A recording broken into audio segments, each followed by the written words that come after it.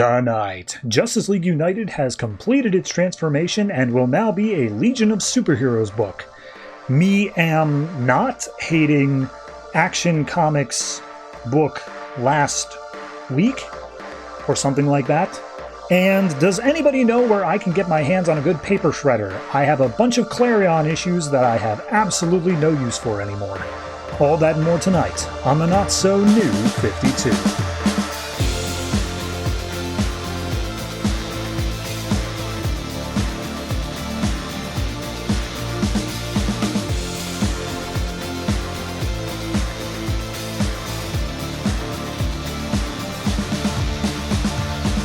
Hello everyone and welcome to episode 184 of the Not So New 52. I am your host and we've got a light week for you this week. Asterisk ?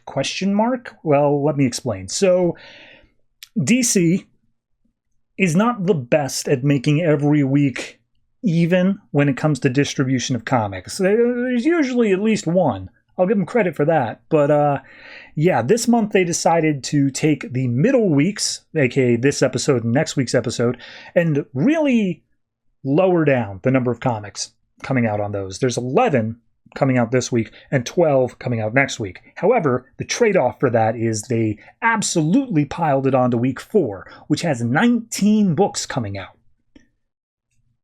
Already, that is too much for a single episode. I cannot do that. However, the extra insult to injury there is it also would have a Secret Origins issue, which is an anthology that is double the size of a normal issue. So essentially make it 20 books instead of 19. And then also one of those issues is Multiversity, which has consistently been at least a 15-minute long recap because of how dense it is. So we'd be looking at about a 4-hour-long episode if I tried to make that work, and I'm just not going to do that. I am unwilling. I don't have to. It's my show. I get to make the rules. And luckily, there's already precedent for what I have decided to do, which is I'm taking a bunch of the books from week 4 and sprinkling them in to weeks 2 and 3. What does that mean for you? Absolutely nothing. I have no idea why I'm sharing this information with you. You frankly wouldn't have even noticed if I just didn't mention. But I'm telling you because I like to be honest. I like to have the integrity to let you know that I'm breaking my rules, which seems like the opposite of integrity to be able to break the rules, but shut up. This is the way I'm doing it. So, what do we have coming out this week? Or I should say, what are we covering this week? Coming out this week, we have Detective Comics Endgame #1, a tie into the Endgame storyline going on in Batman proper. Action Comics, Green Lantern Corps, Justice League United, World's Finest, New Suicide Squad, Constantine, Klarion, and our 3 weeklies, Batman Eternal, Future's End, and World's End. Additionally, I am taking 3 books from week 4, doing them on this week, and those will be Gotham Academy, Deathstroke, and that Secret Origins book I mentioned before. So that's all getting done on this episode. In terms of things that you should know about going into here, things you might want to know, we got a lot of endings. This month is full of series ending books. So Green Lantern Corps, final issue this week. World's Finest, final issue this week. Constantine, final issue this week. And Klarion, oh, thank holy God, final issue this week. So be sure to check those out if you've been keeping up with them. Action Comics also is kind of just a one-shot thing going on. Highly suggest listening to that. It is unexpected. So yeah, all that's happening. Don't really need to explain anything more on top of it. Yeah, I think that's it. Let's jump in with the special book of the week, Detective Comics Endgame.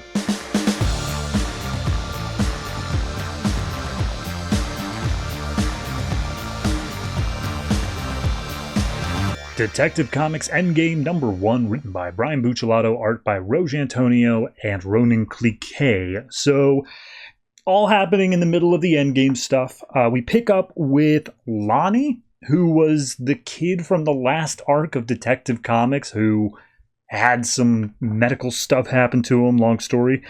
He's in the middle of all this. He's texting his mom, trying to get any sort of answer. Getting nothing, when all of a sudden some Jokerized cops come up and they start firing at him. He starts running down an alleyway, totally cornered, until eventually some person reaches through a door, pulls him through, locks the door behind, and he says his name is Dax, and they've got to get the hell out of there. So the cops are still giving chase. They manage to escape back out onto the street, and Lonnie's like, oh my god, it's a zombie apocalypse. Look at all the craziness going on out here. And Dax is like, it's not zombies. It's different. Anyway, come on. And they enter into this building that has an electronic lock on it, to which Dax is like, well, we're screwed. And Lonnie pulls out his phone. He's like, hold on. I have an app for that. And he just holds it to the thing, and it opens the door. And he's like, how the hell do you do that? He's like, whatever. So Dax explains, okay, look, you want to know what's going on out there? It ain't zombies. You ever hear of the Joker? And Lonnie's like, yeah, Batman villain. I'm aware of him being in Gotham. And he's like, yeah, it's some sort of toxin. It's infected all of them. I'm doing what I can with my friends. And they enter into this building, and inside are two people named Dre and Rico, who are fighting against, as far as I could tell, a bunch of school children who have all been Jokerized. And so Dax jumps in. He's trying to help them fight. Lonnie holds back. They start pulling the school children off and handcuffing them just to get them all settled and out of the way. And once they're all taken care of, Lonnie's like, wow, that's awesome. Are you guys like superheroes or something? And they're like, nah, we're just us. We're just people trying to get through. And so at that point, he's like, hey, yeah, I've got an app that can hack electronic locks. And I've already forgotten her name. They never say it again in this issue. Rico is like, hold on, let me see it. And she recognizes that Lonnie is a hacker by the name of Money Spider, which was established before. And she's like, this is awesome. This guy's great. And it's like, oh, cool, awesome. We've got another room to secure. It sounds like you can actually handle yourself, so let's go. But they say, let's go, as in we'll go, you stay here and keep the doors locked to make sure that no one else gets in. And as he's scrolling through his phone trying to get an answer from his mom some more, he hacks into the security cameras for his mom's work, which turns out to be a strip club, and says, oh, she's still there, but like they're held up and they are about to get the doors busted in. And they also happen to show that there is a dumpster out back that has a whole bunch of anarchy masks, which again comes from the Detective Comics arc. So the rest of the group gets back where Lonnie's supposed to be. He's no longer there. And Rico sees on the computer, oh, hey, someone named Greta it's at a strip club. That's where he's going to. And they put together like, oh, it must be his girlfriend. Wait a minute, same last name. Maybe his wife?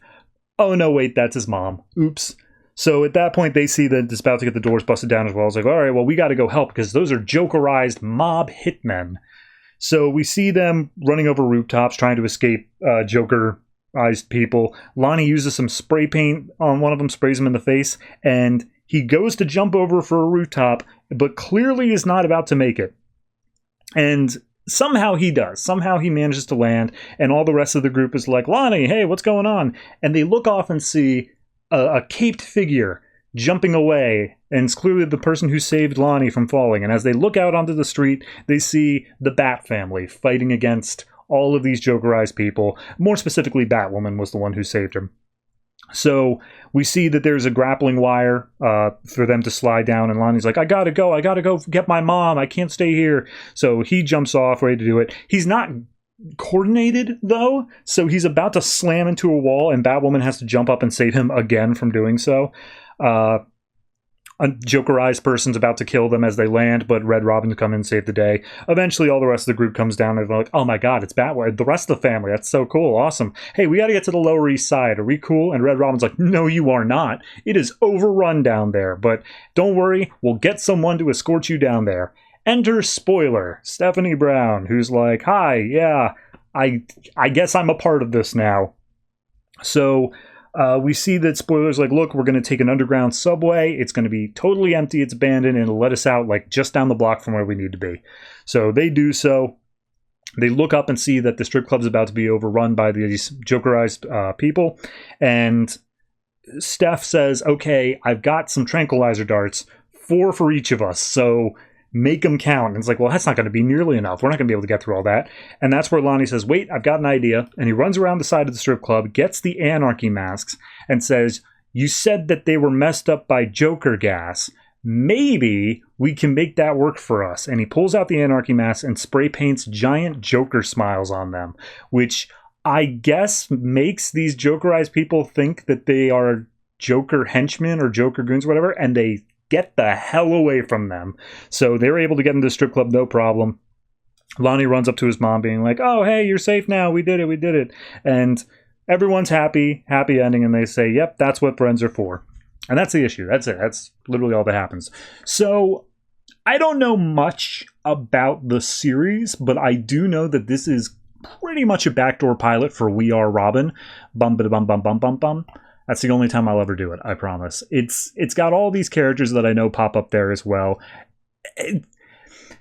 It's not inherently within itself a bad story, but it does just reek of like, we are setting up these characters for something that's coming down the road, and it has nothing to do with furthering the Endgame story, and so much as, at the very least, we're just going to show that it's happening. You know, it's a reason. But it could have been anything. It could have been freaking clay faces out on the streets or whatever.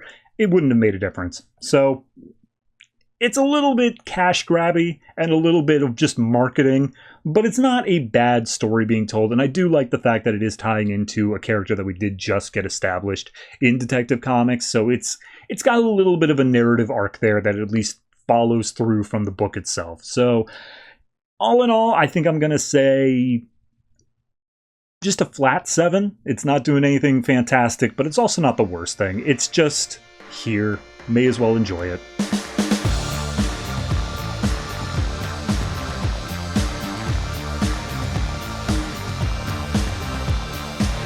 Action Comics number 40, written by Greg Pak, art by Aaron Kuder. This is just out of continuity. It's technically in continuity, but I couldn't tell you where. So we have Bearded Clark, so it's post Super Doomsday. He's just tumbling through a interdimensional wormhole, and he doesn't say how he got here or whatever, but he's like, I've seen some crazy stuff this year, but this is just an average Wednesday, I guess. And he literally says, find myself spiraling miles beyond unpredictable, straight past continuity. And he ends up on the Bizarro planet, Earth 30-something. So as he lands on this square Earth, he's like, wait a minute, that's not right. I don't know what's happening, but I'm landing in a city that reminds me of Metropolis, but something's wrong here. But then he hears a familiar voice saying goodbye. And he's like, Lois? Oh my God, Lois, it's great. And he sees her and says, I'm not your husband, but I know someone like you in my world. And as he gets closer, he sees, she's this sickly gray color. Her mouth is just like 3 times too big for her head. And he's like, oh my God. And she's like, you am so pretty. So at that point, Bizarro comes in. And I'm not going to do the backwards talk, the negatives meaning positives and all that, but he basically comes in just like, don't worry, Lois, I'll make it all better. And he smacks Superman into the ground, and Superman's like, hold on, wait a minute, I'm not your enemy. And he's like, that's right, you are my enemy. Because again, they're speaking opposites here. So Superman eventually throws a punch, and he's like, let's just talk for a minute. And then Bizarro punches him in the face, says, great idea.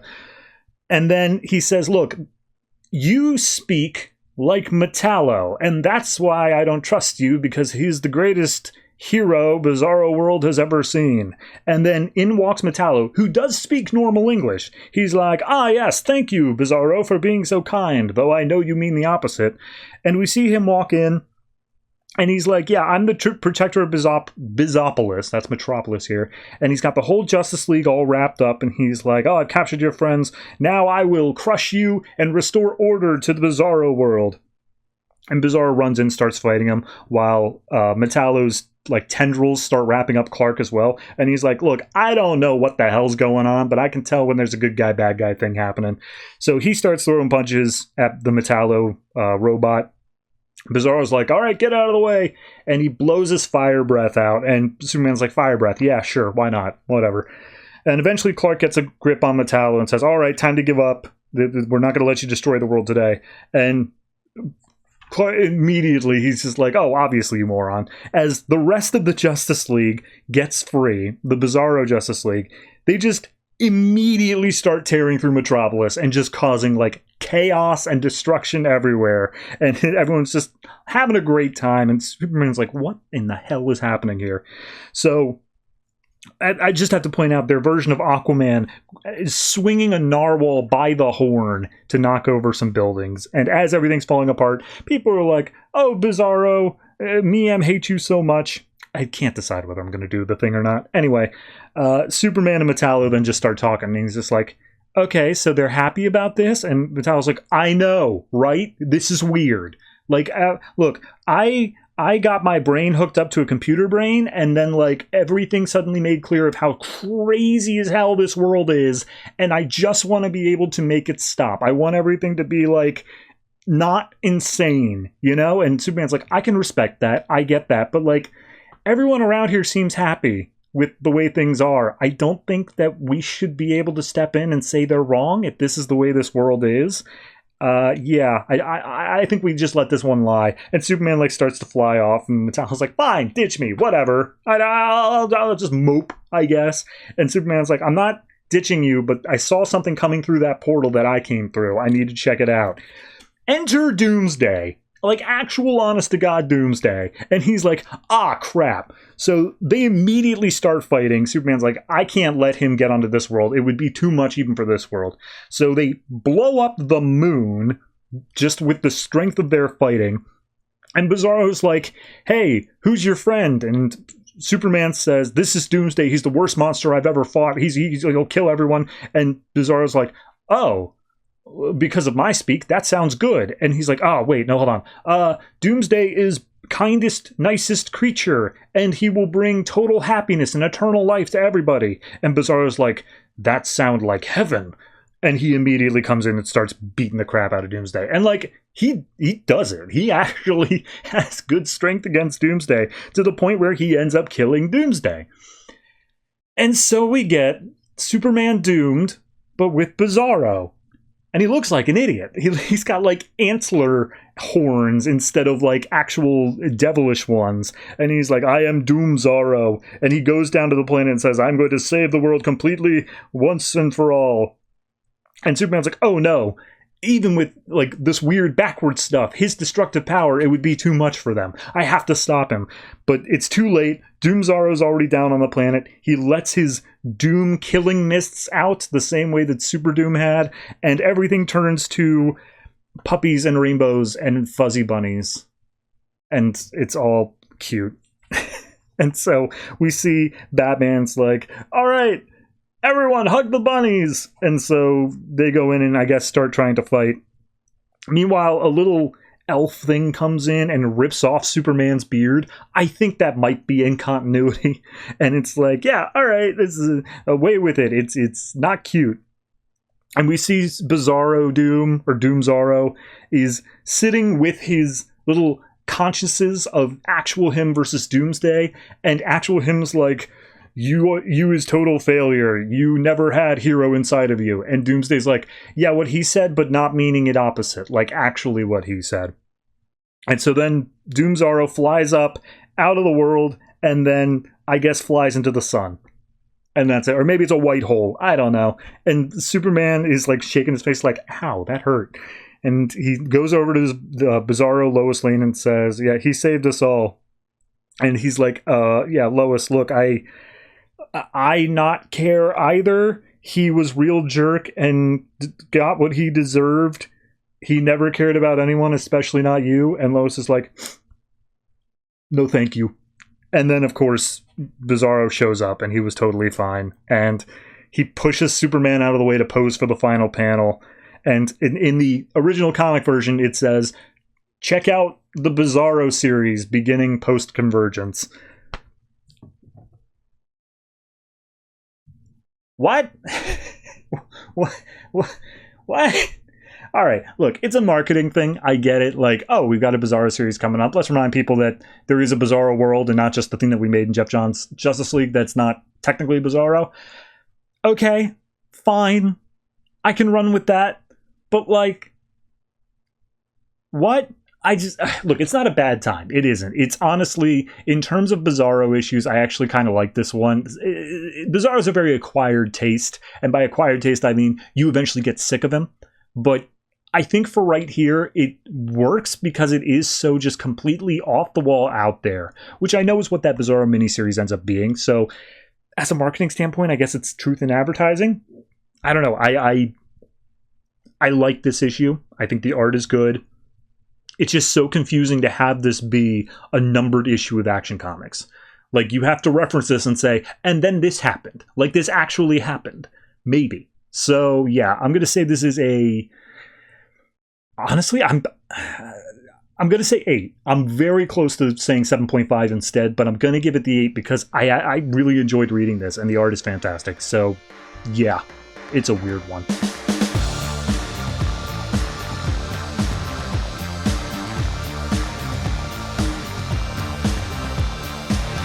Green Lantern Corps number 40, written by Van Jensen, art by Bernard Chang and Mirko Colak. So, last issue, we had the reveal that there were some planet-ending bombs inside of a couple of planets, and they turn out to be the same kind of bomb that was on Zanshi, which is a old thing from John Stewart's backstory. But we actually get that as the intro here, where him and his partner at the time named Katma go down to this planet where there's some sort of plague infection, something taking over, and John's like, we're not doctors, what the hell are we doing here? And she's like, we gotta help people in our sector. We're going in, we're checking it out. So they go down to Zanshi, and they see a bunch of kids that are infected by this stuff, a whole lot of the planet, and it's like, well, it's not a normal virus, because it wouldn't infect so many people so quickly. So let's follow the water supply back, because they said they got sick after drinking the water. And as they got back, they noticed there's a giant machine at the source of the water, something bad. And it's like, okay, well, let's talk to the Guardians and see what they think. And John's like, okay, but like first let's take care of this. And he attacks it with his Green Lantern ring, which seemingly primes it. Like it's Katma's like, this thing's a bomb and you just turned it on. And he's like, oh God, I didn't know. And then I can't tell how long it was in between that panel and the next, but the next panel is Zanshi explodes. And John looks on with disbelief, then anger, then sadness. And then we cut to now on planet Xerox, where there's another one of these bombs in the middle of the planet. And he's talking to this representative of the darkness. It's got an actual name, but whatever. And he's like, yeah, I recognize this thing. It destroyed Zanshi. And she's like, yep, and Xerox will be too. And he's like, I'm not going to let that happen again. You guys, you do what you do best. I've got to build something. And so he makes a giant mech construct to be able to lift the bomb up out through the planet and just get it out of here. Meanwhile, the rest of the Lanterns go and fight against the Shadow Empire, I think they're called. So he's lifting it up, getting it up as high as he can out of the atmosphere, when all of a sudden these weird purple energy tendril things start reaching out at him, and they knock him out. He starts falling down to the earth. Druk saves him, but the bomb is unable to leave the planet and crashes back down. So the woman comes forward and says, like, oh, you can't save this planet. The Shadow Empire does not care for your threats, Green Lantern. And they're like, why are you doing this? What did our planet ever do to you? And it's like, oh, I mean, technically nothing, but we took in people like criminals and stuff like that, murderers and all that, and they powered up the Shadow Empire, specifically the bombs, because the bombs feed off of negative emotions like hatred and greed and stuff like that. Your planet was rife with it, so we just ran with that. And John's like, oh, we'll always stop people like you. And it's like, yeah, you'd think so, but nope, check it out. And she pulls out Morrow, the little Green Lantern buddy, and he's just like, darkness falls. And it's like, Morrow, no, what's wrong with you? And he's like, you guys never listen to me. They listen to me. I always knew what I wanted, but you guys never actually listened because I didn't talk much. And then he makes a construct and like attacks John Stewart, starts like punching him into the ground. And he's like, you were supposed to train us. You couldn't keep us all alive. And eventually one of them's like, okay, all right, stop, Morrow. You're our brother. And he's like, no, I was the runt. You always neglected me. Now you all deserve to be snuffed. So that's that. Meanwhile, we cut over to Von Dagel and his partner, who are looking at the bomb, and they're like, I don't understand. How did the Shadow Empire get so powerful underneath the Green Lantern sites? Like, we should have realized this. And the partner's just like, hey, man, universe is big. Don't worry about it. But yeah, they've got stuff going on in every sector, and these bombs are inside hundreds of planets. So yeah, we got to sort this out. So at that point, Von Dagel's ready to go. He wants to go warn people about this, but the partner's like, no, I spent years like building this thing. I have to save this planet at the very least. And then at that point, one of the Shadow Empire people comes up and just like starts attacking them. Von Dagel transforms into this weird spike creature, which the partner's like, nice. All right, that's a new one. So they attack the demons, and they eventually come to the queen, or at least a representative form. She's kept in complete shadow. We don't get to see her face really. And her name is Wilt. And the partner's like, you're done, Wilt. I've got all the information on your operation. I'll be able to take you apart 100%. And she's like, I knew who you were the whole time. I let you live in here, and that was just so I could bat you around for the distraction. And so she goes into attack, is immediately blasted back by Wilt, and it's just like, all right, look, I'm gonna kill you. Like, that's going to happen here. And she's like, no, you're not. I've got a ring. I'll fight against you. And it's like, what? Your ring can't even affect our bombs. Like, that's exactly what's going on here. And she's like, no, not the ring. I'm going to arm the bomb with you here on the planet. And so she does. She arms the bomb, and Wilt's like, okay, I'm going to leave. And so she has some weird firepower something or another, and teleports out and says like, oh, well, I have another planet I need to get to, and we're about to harvest it. And then, yeah, the bomb explodes. Like, this planet just explodes, and Von Dagel and his partner are like, oh, it's over. We took care of it. And the partner's like, nah, this is just the beginning. So we go back to Xerox, and we see, I can never remember her name, the one whose planet this is, and she's like, oh, you're not going to take my boy, though. And it's like, yeah, we are. Boy, give in to the fear. You've already been beaten. And she says, don't you threaten my son. And she attacks him with a little bit of green energy. And as Druk and Jon Stewart are recollecting themselves over by his side, it's like, okay, what the hell do we do here? Like, we can't use our ring power to stop them. And he says, like, we don't have any hope. And then Jon's like, hope, that's it. If they draw negative emotions, maybe positive emotions are what we need. And that boy over there has still got hope, unlike everyone else on the planet. That's why they're after him so much.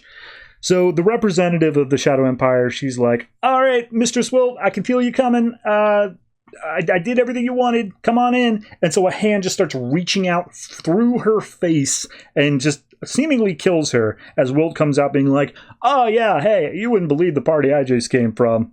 Anyway, yeah, I am the one who's behind everything. I sparked the war between the Durlans and the Green Lantern Corps. I'm responsible for all this hatred across the galaxy because, boy howdy, do I just love it.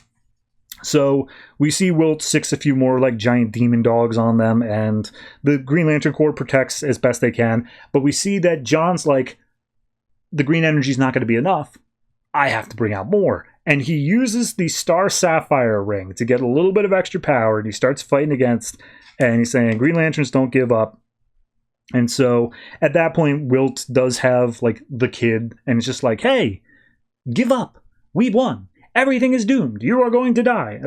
Come here and let me sacrifice you for the sake of the planet or whatnot. And we see all the other people from the planet are watching on, seeing this happen. And as they hear the mother crying out for her child, they're like, no. And they all snap out of it, including Morrow. And Morrow snaps out and he grabs the boy saying like, you will not touch him. And Wilt's like, oh, Morrow, you could have not been pathetic, but lo and behold, here you are. So she attacks Morrow, and then we see her get hit in the head with a rock. And it's all the rest of the people of the planet who come up saying, we have hope. We fight against you. And it's like, okay, well, this has never happened before. And frankly, I'm not a fan of it. And the mother steps up just being like, oh, we know that the only reason that our planet has been so poisoned is because you've been working underneath in the caverns. Like, we aren't naturally bad people. You just suck. And she's like, all right, whatever. The bomb still has enough energy to go off. I'm going to just do that. And so she arms the bomb, and it's like, you're not going to be able to take it off the planet, and you're not going to be able to use any Green Lantern energy to do it, so na. And Jon Stewart pops up, and he's like, you know what? I've wondered so many times what I would do differently if I had another chance to save Xanshi. And I know that green may have its limits, willpower has its limits, but love doesn't. And he goes full Star Sapphire. He connects everybody on the planet in all one big energy blast to Care Bear stare the bomb away. And it explodes without detonating, and it just smithers into dust in the ground. And Wilt's like, all right, well, you've won this battle, but the war's not over yet. And Wilt just disappears. And everyone starts cheering, and the mother's with the son being like, you were so brave, I'm so proud of you. And Druk then comes up and says, hey, I'm happy that you are still alive with your son and all that, and I like you a lot. And then, wouldn't you know, that was a romance that I guess was blossoming. So they share a kiss. Morrow's like, hey, I'm sorry I went to the dark side. It's like, hey man, don't even worry about it. Like, you were not a threat. So at that point, the Green Lantern Corps looks up to John and says, okay, well, what do we do now? How do we do it? And he's like, well, this is your sector. You're going to stay here. You're going to rebuild it, and you're going to help these people find peace. And he's like, oh, what about you? It's like, I'm going to go do what lanterns always do. I'm going to take the ring out into the universe. And he flies away. And we got the end, question mark. Nah, it's just the end. Solid. Fine enough last issue.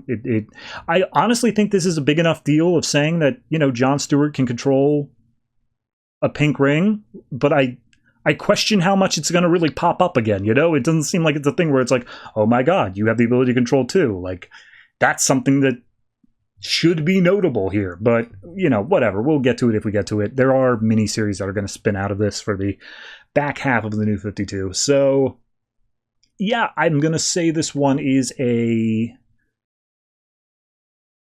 I'll say 7.5. It feels around that area. It's not like doing anything super standout, but it felt like a satisfying enough end to the arc and the book overall. It just, it was what it was. This was never really an A-tier book, but this was a perfectly fine way to end it.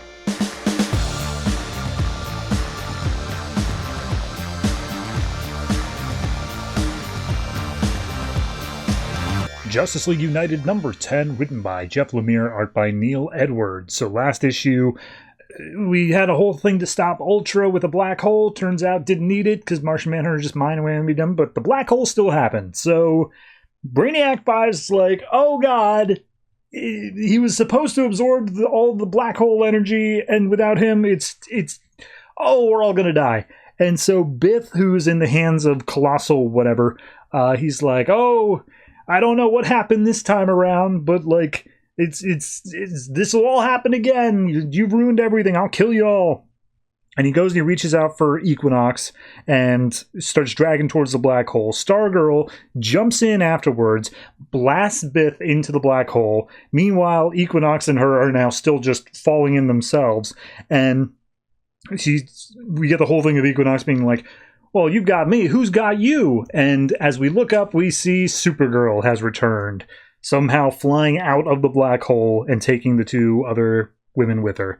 So as they get out, we see that, I'm not going to know their names, Cosmic Lad and Pharaoh Boy, I don't know, whatever one. One of them can control gravity, the other can control magnetism. Gravity one's dampening the black hole while the other one's pushing ships away.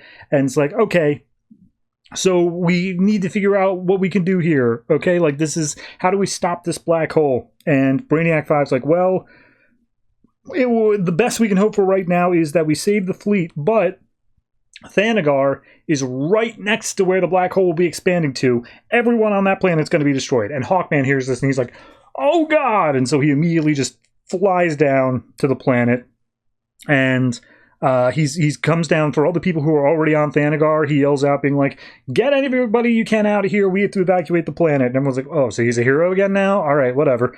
So the rest of the team down on the planet look up and they see this black hole in the sky and they're like, hey, what's going on up there? And so the rest of the team gets the message of like, yeah, it's a black hole, evacuate the planet. And then all of a sudden, Dream Girl or whatever her name is like, wait a minute, hold on, I'm getting a vision. I see two planets next to each other.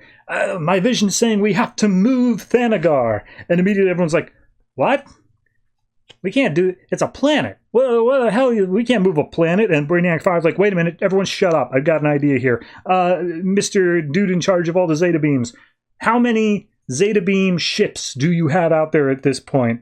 And it's like, several thousand around the galaxy, I guess. And it's like, cool. Get all of them to teleport here now. We need as many as we possibly can. Put half of them over the north pole of the planet, half of them underneath. And he's like, that's not going to work. He's like, do it.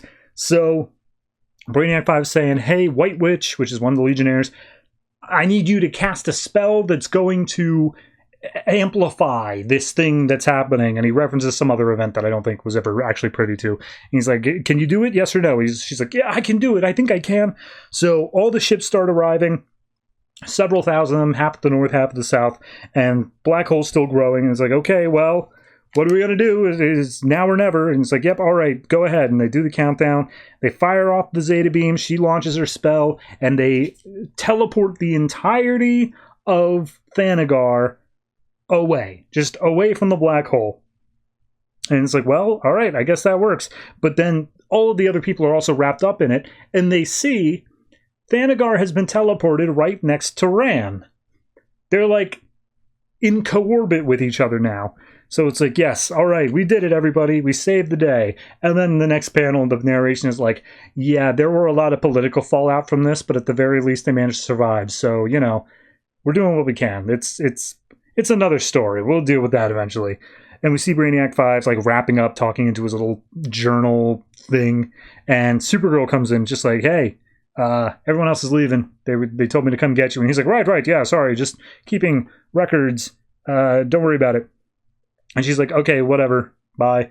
And as she leaves, Brainiac 5's like, I hope that changing the timeline here today doesn't change what happens between us. I guess him and Supergirl have a thing. We also see that, Hawkman is apparently staying behind to be a diplomat to help Thanagar and Ran coexist between each other.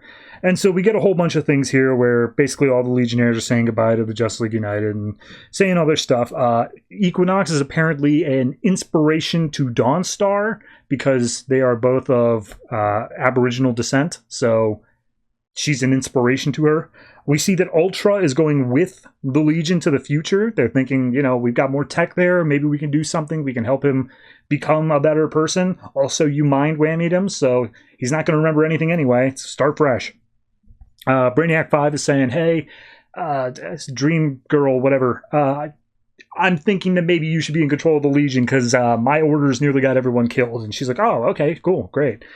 And turns out Brainiac 5 also fixed the Zeta Beam mix-up thing that was keeping Adam and Alana from seeing each other. So she manages to teleport down, meets up with Adam, and they immediately get to smooching. So everyone shakes hands as the Legion leaves, and it's like, yes, oh, you know, we'll see you again, I'm sure. Goodbye, and they all head off. The rest of the Justice League United is left behind and like, well, that was great. Anyway, we've all got lives we need to get back to, so Animal Man's going to give a lift to Green Arrow, flying back to Seattle, and he's like, yeah, I need to make a jetpack or something. This is embarrassing. But before everyone parts, Stargirl's like, so, is that it? Are we done? Is Justice League United disbanded? And he's like, well, no. And Green Arrow says, maybe we could set up like a monitor schedule. And Martian Manhunter says, and I can let the actual Justice League know that we are using their branding.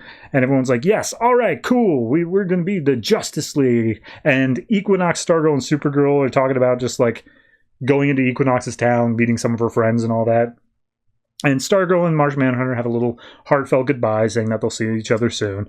And yeah, everyone goes their separate ways for now to be reunited as is needed. But then we get one little epilogue set in Thanagar 10,000 BC. What is BC on a different planet? Hell if I know. But there are dinosaurs and such roaming around. And we see Bith is there. And he says, oh, it happened before. It will happen again. It's an eternal chain. And this time I will get it right. As we see, oh, he's still planning something evil.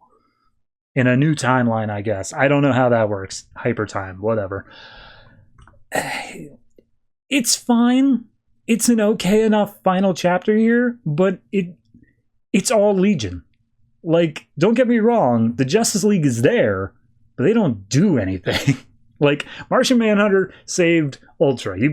Saved is a strong word, but he did that last issue. All of the stuff relating to the black hole is 100% created by and dealt with by the Legion of Superheroes. The rest of the Justice League has nothing to do with that whatsoever. It's not inherently a bad thing, but in a book called Justice League United, you kind of expect them to be, you know, doing something. So beyond all that, I mean, it's a fine enough wrap-up. It does a little bit of like hint, hint, nod, nod. Oh, look, something might happen eventually. But it's just its own self-contained thing. I think overall, this kind of feels like a 7 to me. Maybe a little bit less, but I'm going to stick with the 7. It's just... this arc got a bit too bloated, I think. I think what we needed to happen was, this is the second trade. I think the first trade needed to just wrap up that whole thing with Ultra and all that stuff, call it quits, and then if you wanted to do a Legion plot, come up with something new. Just a totally separate thing. Stretching it out over what is now 10 issues just kind of made it feel like there wasn't a plan and we were just flying by the seat of our pants. I'm sure there was a plan to some extent, but it didn't feel that way. So I'm giving this one a 7, and Yeah.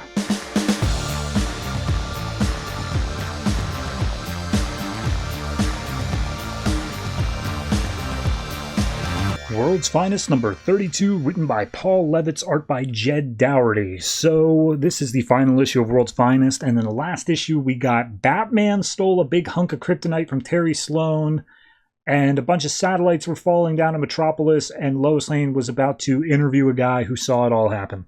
So we open up this issue with Batman finally meeting up with Wonder Woman, and they're already trying to make some sort of weapon, and it's out of kryptonite. And it's just like, oh, your furnace is weak, everything in man's world. And Batman's like, okay, like, what are we doing here? And all the narration is told from Lois's perspective, but she even opens up this issue saying, I don't know what happened, but I've been told this is what happened, and I'm also making some leaps in logic. So, you know, a little bit of a thing of saying, wait a minute, how could Lois possibly know about this? She says like she doesn't, but she's guessing. So we see that Wonder Woman pops up to the furnace, and she asks for the strength of Vulcan to be able to forge this weapon that Batman's struggling with. And Batman sees the spirit of the god behind her, and he's like, fascinating. Perhaps it's a mass delusion or something. And she's like, you expand your mind, Batman. There's a lot more going on here. Speaking of which, we're forging this weapon to try to fight against a god, but like, I know gods, and this is not a god. So let's assume that it's not a god, because why would it be? And he's like, fair enough, but there's only one creature who would have that amount of power, so we have to assume that they are something similar to that, and that's Kryptonian, which is why we're building a sword out of kryptonite. And Wonder Woman's like, yeah, that makes sense to me.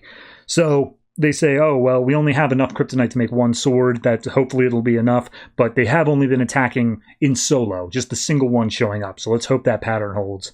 But Wonder Woman's like, all right, let's go find where they're at, and Batman's like, no, they always come to us, so we're just going to sit down and wait. And he's just like, all right, whatever. So we go over to Metropolis, where Lois is sitting down talking to the guy that she's going to interview, the one who saw like the satellites falling down to Metropolis. And he's just like, yep, you're going to be on TV. We're going to put you on. You got to get your 15 minutes of fame. And everyone wants to hear exactly what it was like when the satellites started coming down. And he's like, oh my God, everyone.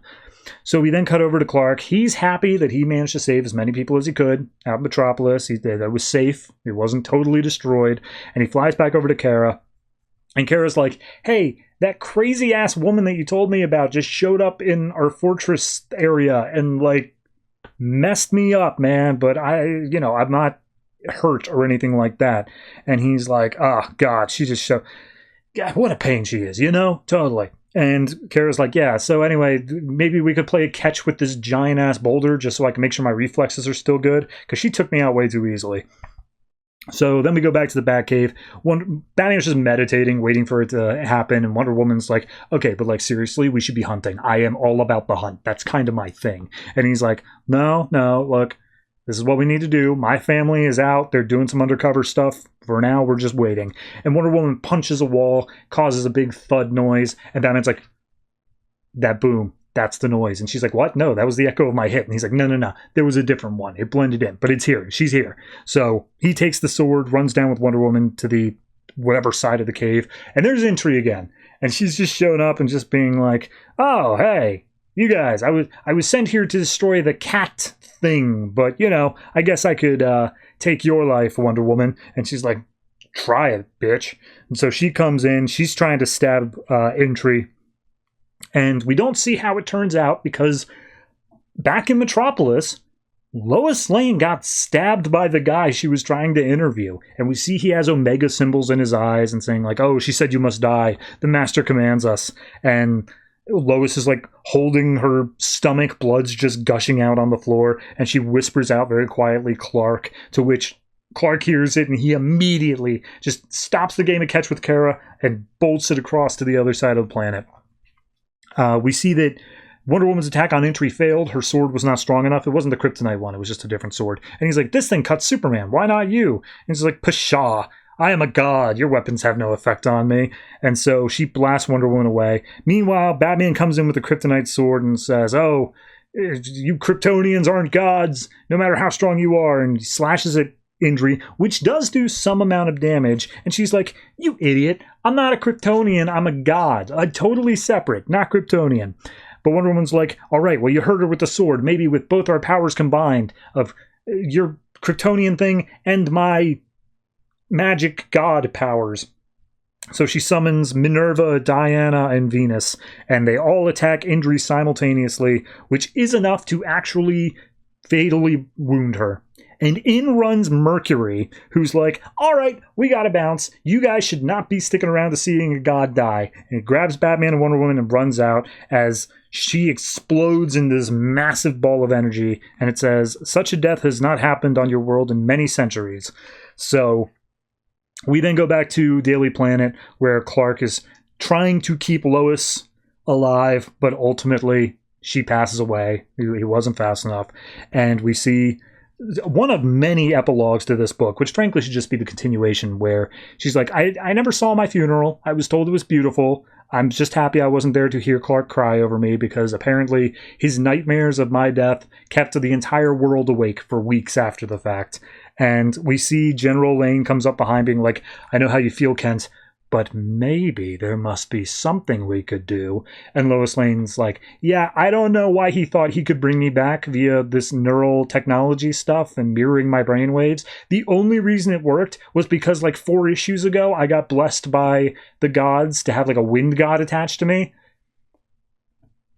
That was lucky. So we then get the next epilogue where, and then shortly after all of that happened, the real invasion began. Steppenwolf invaded, and you know everything that happened in that happened in Earth 2 continuity that has already been explained. The whole war happened. The Trinity died, and Lois Lane still stayed dead until suddenly she woke up and she was in the Red Tornado robot outfit, and she's like, "Well, I'm out there. I can make a difference in the war." And then World's End happened, and Apocalypse came down. So now I'm sitting and I'm telling my story because I'm a reporter, and I hope that my story will live on long after we are all gone, because isn't that just the reporter's dream?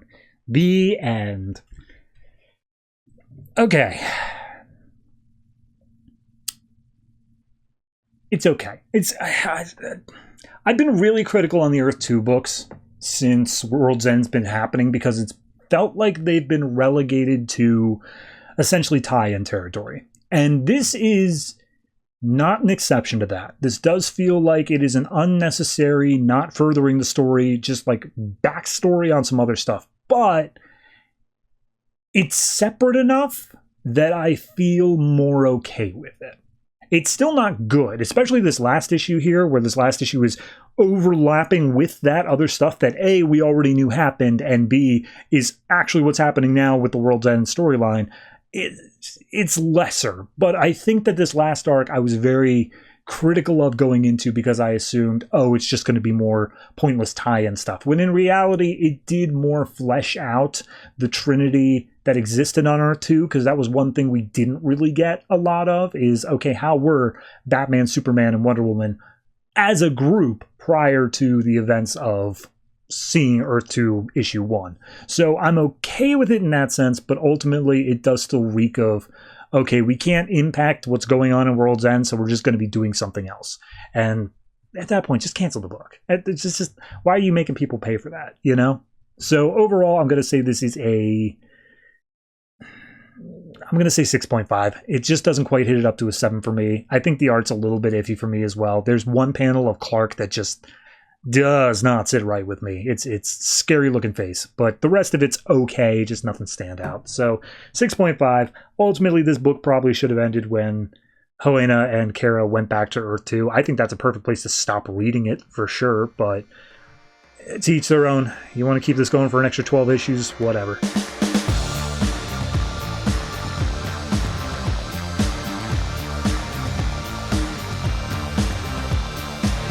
New Suicide Squad number 8, written by Sean Ryan, art by Tom Derenick, Rob Hunter, and Scott Hanna, with a little asterisk on that.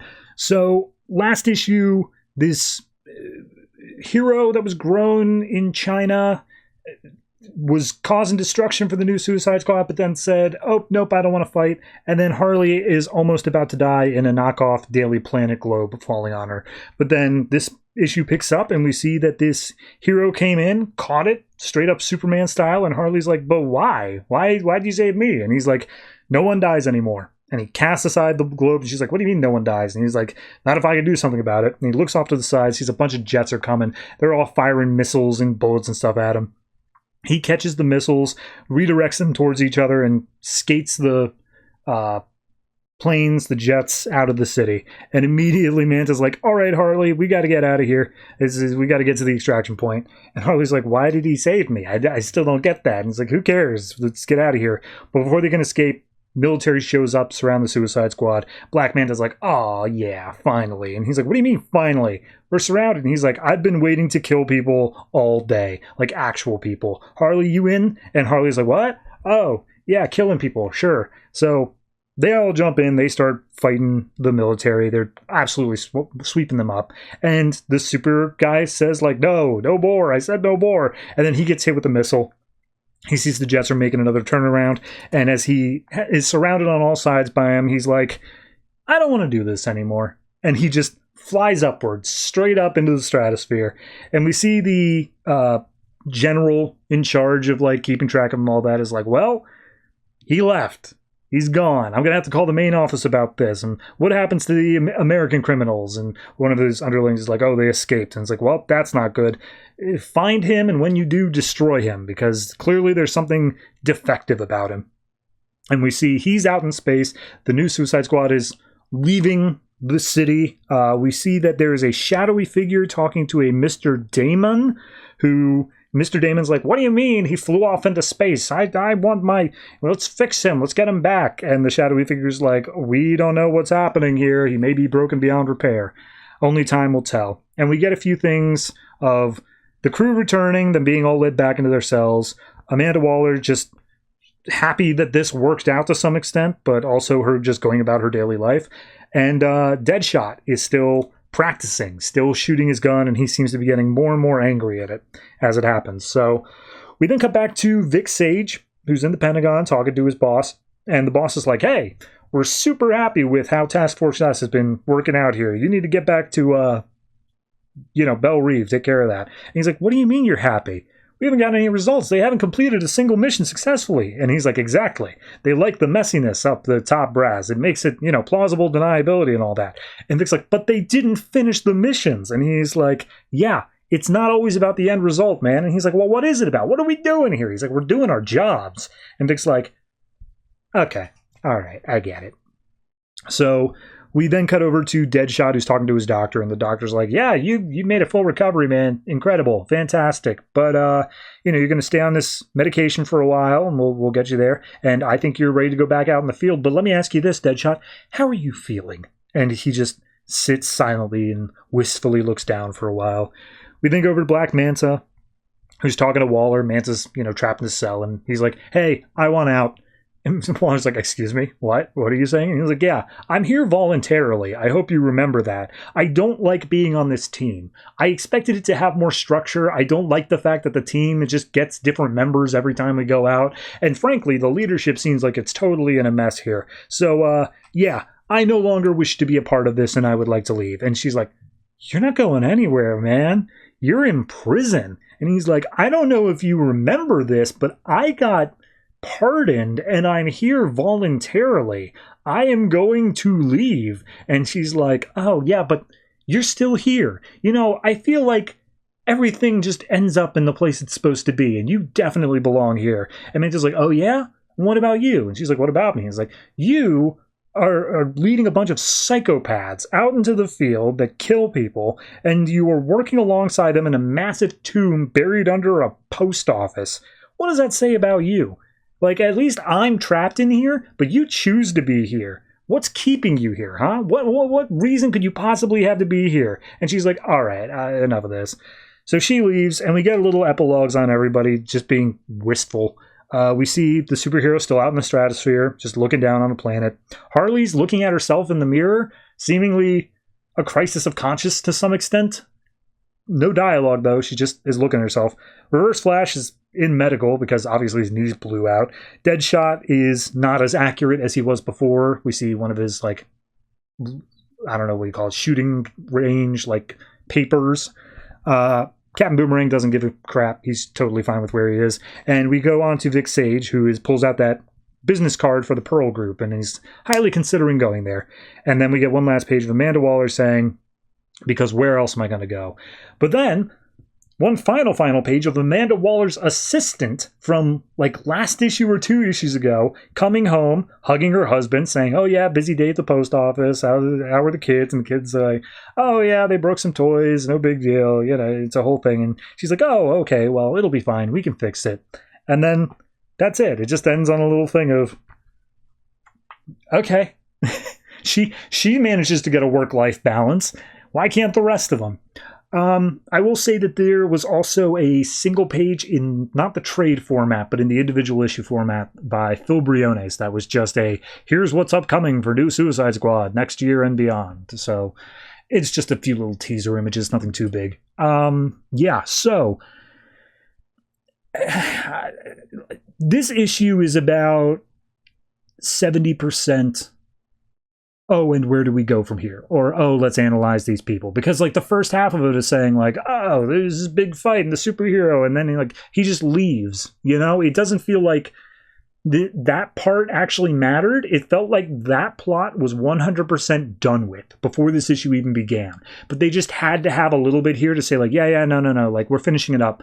But now, let's take a look at all the different people involved in this book, and, like, why is Suicide Squad even a thing? Like, none of these people want to be here, but they all have to be here. Let's analyze that. And to an extent, I enjoy that as a concept.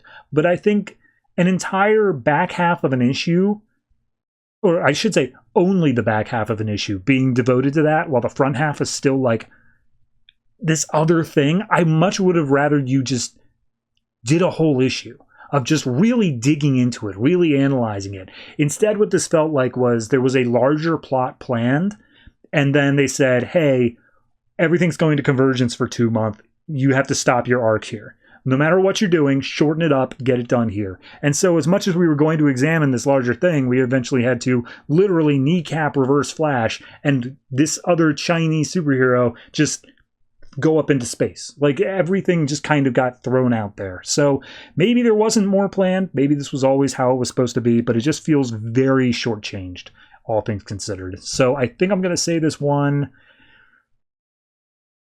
I'm going to say 7. It's low 7, though. It's almost a 6.5, but there were enough moments in it that I actually did kind of like art-wise, and like panel layouts. There were some cool moments there, but ultimately it just felt like, hey, please keep reading this book after Convergence happens. I have more stories to tell. And we were just making sure that that was still going on going into there. So, yeah, 7 for this.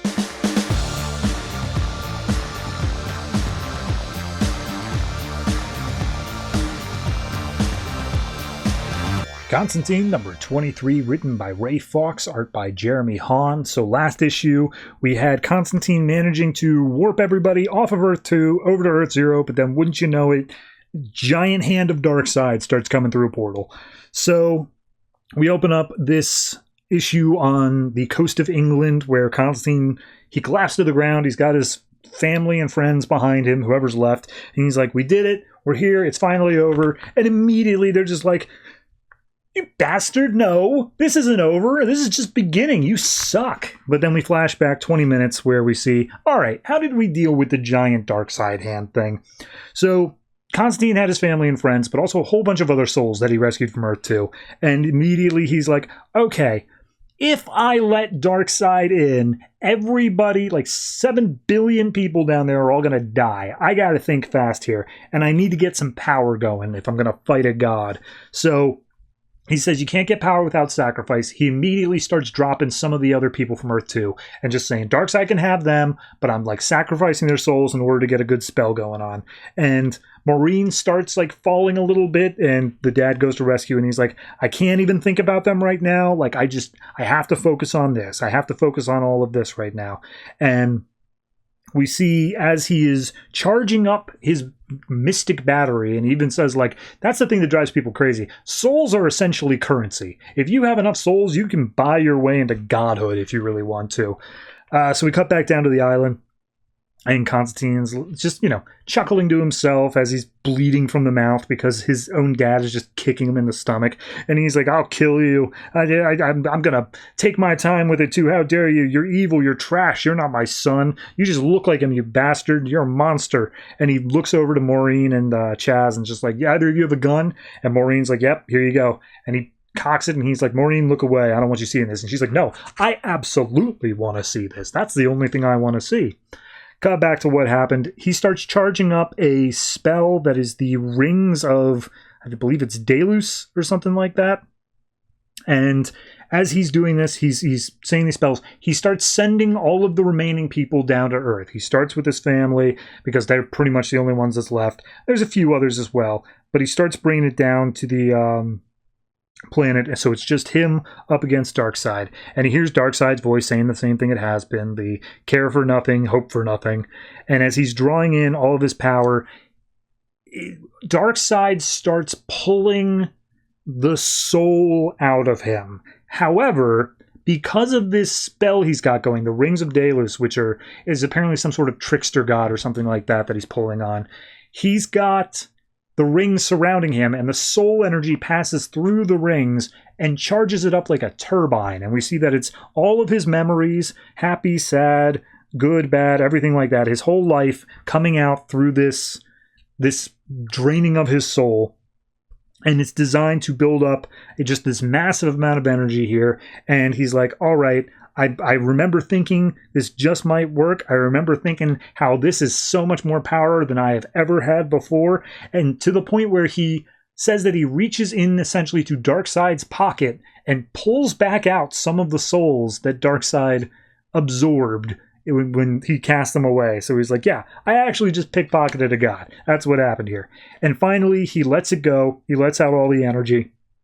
And it's a light that's made out of pure lies, he says.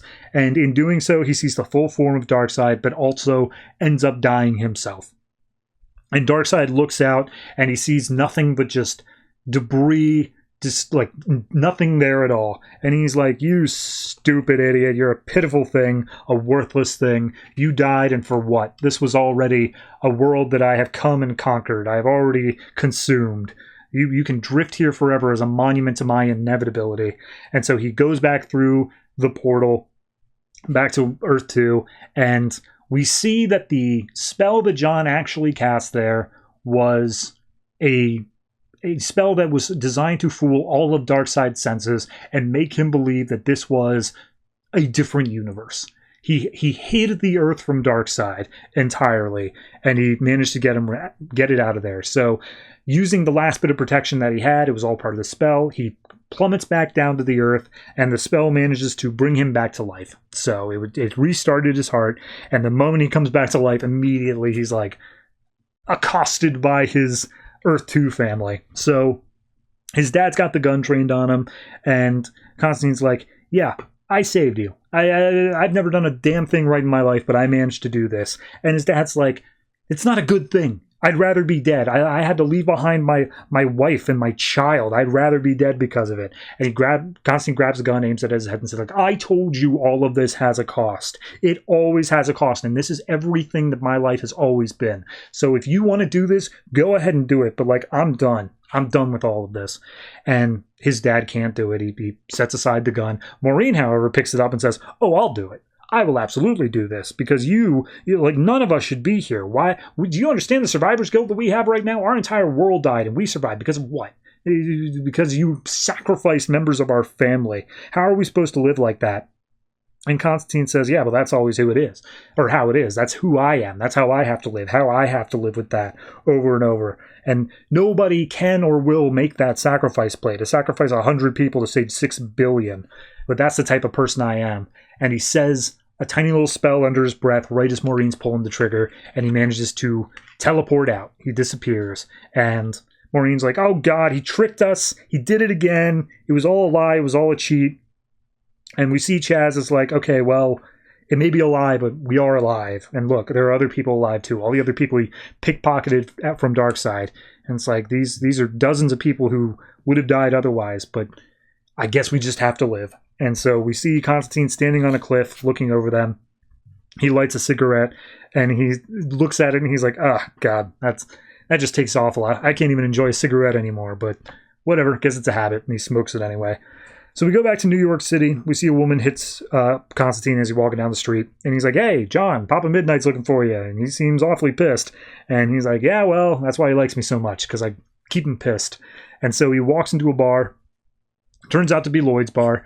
And Lloyd is like, you son of a bitch. Do you understand the damages that you caused when you left here last time? And then you just disappeared? It was like $300,000, man. And you owe me all of that. Like, for the love of God, what have you even been up to? And he's like, you really want to hear? Go ahead, pour me a drink. Pour yourself one, too. He's like, damn right I will. So at that point, Constantine raises a toast, says, first to life, cheers. And that's the end. That's the end of the book. I liked it. I don't know why I liked it, though, because it felt like a decent enough non-ending. And that sounds bad, but Constantine is one of those characters that, like, even once the book ends, the adventures are still continuing. There's always going to be some Constantine story going on that you aren't reading about. The book just happens to be the ones that covers the stuff we are reading about.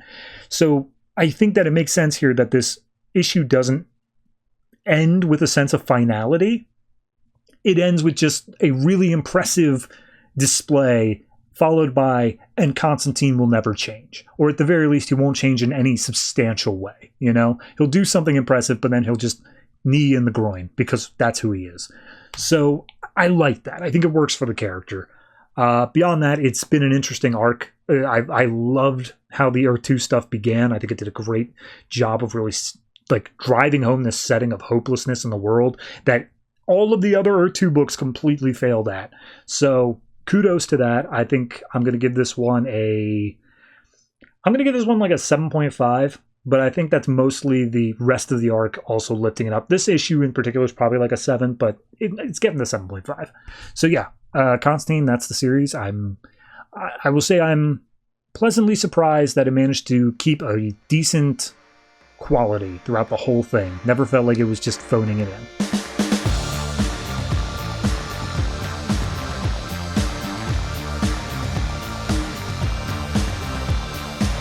Klarion number 6, written by Nocenti, art by Trevor McCarthy and Szymon Kudranski. So, last issue, insert fart noises. I don't know. I think Klarion gave birth to a robot baby. That seems familiar. So, this issue opens up with him fighting against Cole, I think his name was, and he's summoned a crow to fight against a robot crow, and then the robot crow just makes a gun and shoots the crow, and it's just like, haha, Klarion, my thing can adapt and skip over millions of years of evolution in a second. And then we see that turns out this tiny little crow v crow battle was nothing, because actually they've summoned this giant horde of techno drones against ravens or crows from Klarion. And Cole is like, hey, you ever wonder why you like Zell so much? It's because she put a spell on you. They're all just using you at the Moody Museum. You shouldn't trust any of them. You should join me instead. And he's like, why the hell would I want to do that? I got better tech than you anyway.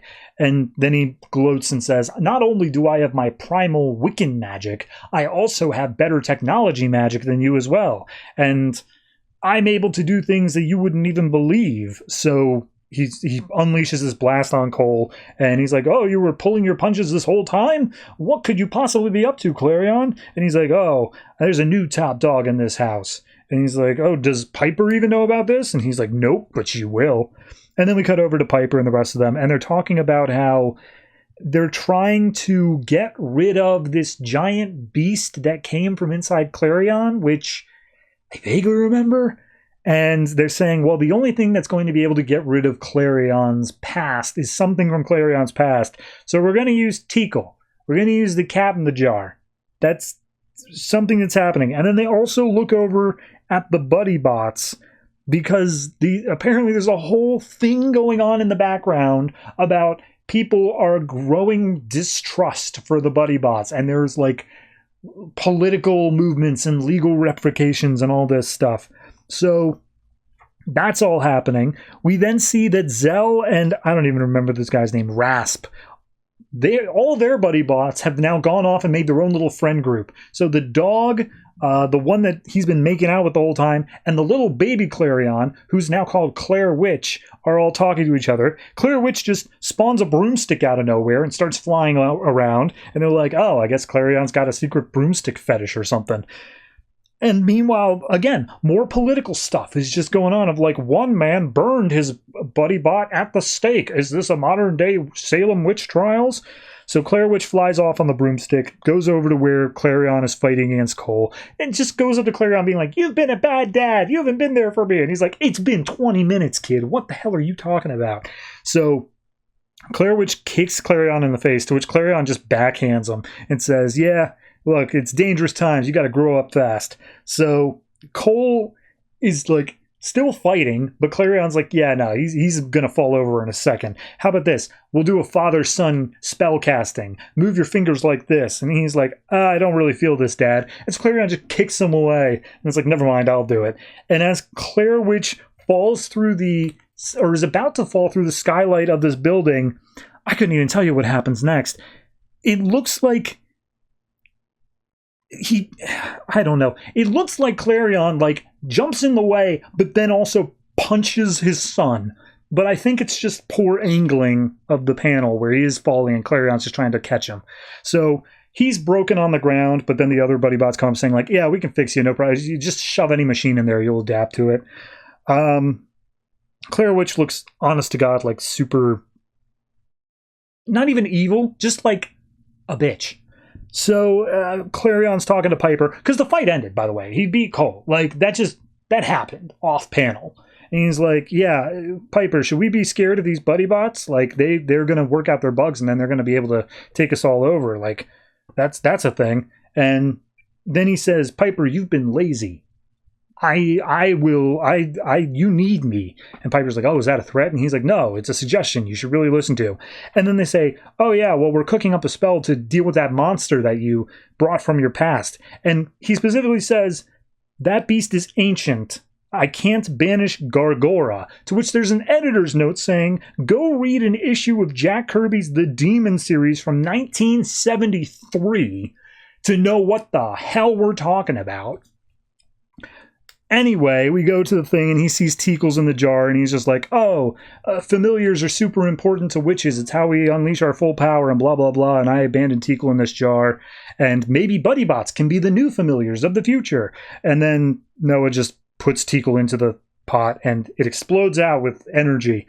Meanwhile, Golgara or whatever shows up outside the museum, and he's like, I'm going to kill everything you care about. And it's like, well, all right. And Zell steps up saying like, yeah, we'll fight with you, Klarion. That's what we do. And he turns to his kid and says, you just stay put. And he's like, yeah, okay, Dad. So Klarion goes off to try to fight against Golgara. There's nothing that happens here, honestly. He goes through the backstory and says, oh, when I was learning to be a beast, like the last time we met or whatever, I was learning to be a witch. Teakle saved me and taught me like what I needed to do, and we banished you, Golgara. Like that's what happens. And my own father was very abusive and blah blah. Like he just barely makes any sense reading it. And so then Claire Witch says like, you need any help, Dad? And then Golgara's like, well, I'll take your firstborn. That's what I'll do. And so he puts up a shield against Claire Witch, and then the energy of Teakle comes out of the cauldron. And all of the dialogue is saying it's attacking Klarion because it's angry at him for abandoning him. Or her, whatever Teakle is.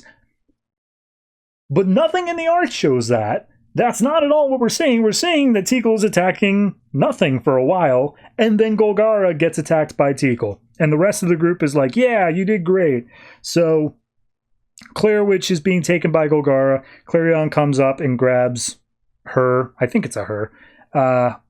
And then that's it. Like, that's how it ends. They knock out Golgara and say, like, ew, did we kill it? Or is it just multiplying? Because all of its tentacles are just splayed about everywhere. So Klarion talks to Zell and says, hey, did you put a spell on me? Like, that made me want to stay here and, like, clouded my mind and whatnot? And she's like, not intentionally, but I don't know. Maybe I did. And he's like, well, that's not a good answer, but whatever. Yeah, we've done horrible things to each other. And Piper and Noah are talking, saying like, Swag predicted there'd be some schism between them. What happens if that comes to pass? And Piper's like, they need each other. Their love is too important to not exist. And then we get little epilogues for everybody where Cole's father shows up and says, you let that witch boy beat you and turned the public against our buddy bots. And Cole's like, don't worry about it, Dad. I got a new thing that has an app on it for witch busting. And then we see in Beelzebub's barbershop, they think that Klarion is dead and Cole is also taken care of, so they consider it a big win between Beelzebub and Swag. And then in the museum, Piper's like, we've got classes beginning tomorrow and enemies at the door. I hope everyone's ready. And Klarion says, oh yeah, I'll teach new dogs a few old tricks. And then it says, the end, ? Never has a question mark ever been more unnecessary. Yes, it's the end. I don't understand DC editorial, because here's the thing. I know so many books, and there's one coming up post-Convergence that is the piece de resistance for me, of they canceled these books. I don't understand why this one gets greenlit. What was the pitch here? What did Ann Nocenti come with and say, hey, you know how I've written 2 other books recently for you guys, and they have been colossal failures to the point where sales were down so much you had to either cancel the book or bring in an all-star writer after me to try to get it back up? Give me another one. Why? I don't understand what the appeal here was. There was no guiding principle. There was no plot here. All I could think is that Ann Nocenti had some dirt on one of the editors, one of the publishers, and he's just like, yep, you get whatever book you want. Please don't release that. So, yeah, this book from beginning to end has just been a frustrating read. It doesn't even feel like there was a message or any sort of heroic or even anti-heroic moral you're supposed to get out of it. At the very final pages of this, they almost try to do a thing of technology's going to come, whether you like it or not. You just got to adapt. Oh, yeah, that's what I want from my magical witch boy book that you set up 3 issues in. I'm not happy I read this book, but this issue specifically is kind of not the worst of it, but collectively I've still got to give this one a 3.5. I just hate it. Nothing about this book was ever worth reading. Don't waste your time.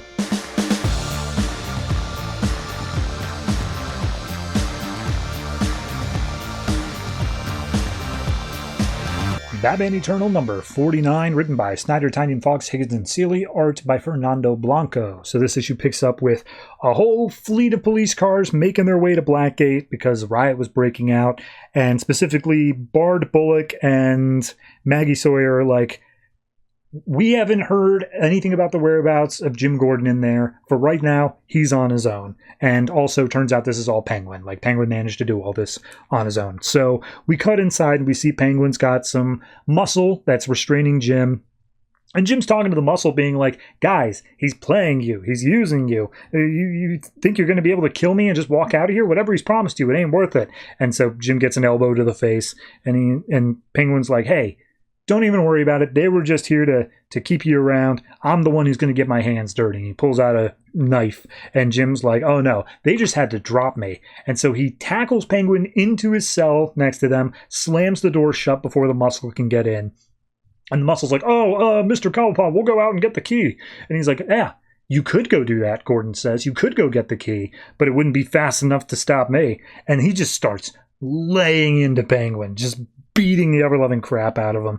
And then he turns to the muscle and says, now look, if you get the key, you're going to be in here with me. And is that really worth wasting your time during a riot where you can go do whatever you want? And the muscle's like, yeah, okay. And they all just walk off. And Penguin's like, you traitors. So Jim rips up his sheets, makes a pair of restraints for Penguin, ties his hands and feet behind his back, and he's like, all right, we're going to have some time to talk now, as he cracks his knuckles. So cut back over to the Bat family. Everyone is without their radio. A lot of their technology's down, and they're all fighting against their respective bad guys, whoever it may be. And they're all calling out for help, but Hush is sitting at the command table, and he's like, ah-da-da, no one can hear you. I'm the one here now keeping you alone. And Alfred, who's been put into his little cage, is like, what are you doing, Tommy? Like, what, you getting happy about this? They're a bunch of kids, and you're just taking away their tools and their radios? Why? And Tommy's just like, because they belong to Bruce, and I like breaking Bruce's things. So he says, let's see if we can break something a little bit bigger. And he sends out one of the bat boats on a head-on collision course with an oil tanker. And he's like, let's make it explode. And Alfred's like, don't do this, man. It's too far. And Tommy sets it off. Hush is like, yep, all right. Don't worry, Alfred. We're near the finish line now. Just sit back and relax.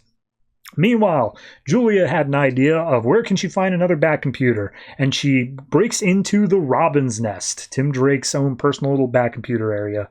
And it's like, thank God you're paranoid, Red Robin. And she types her way in, gets into the system.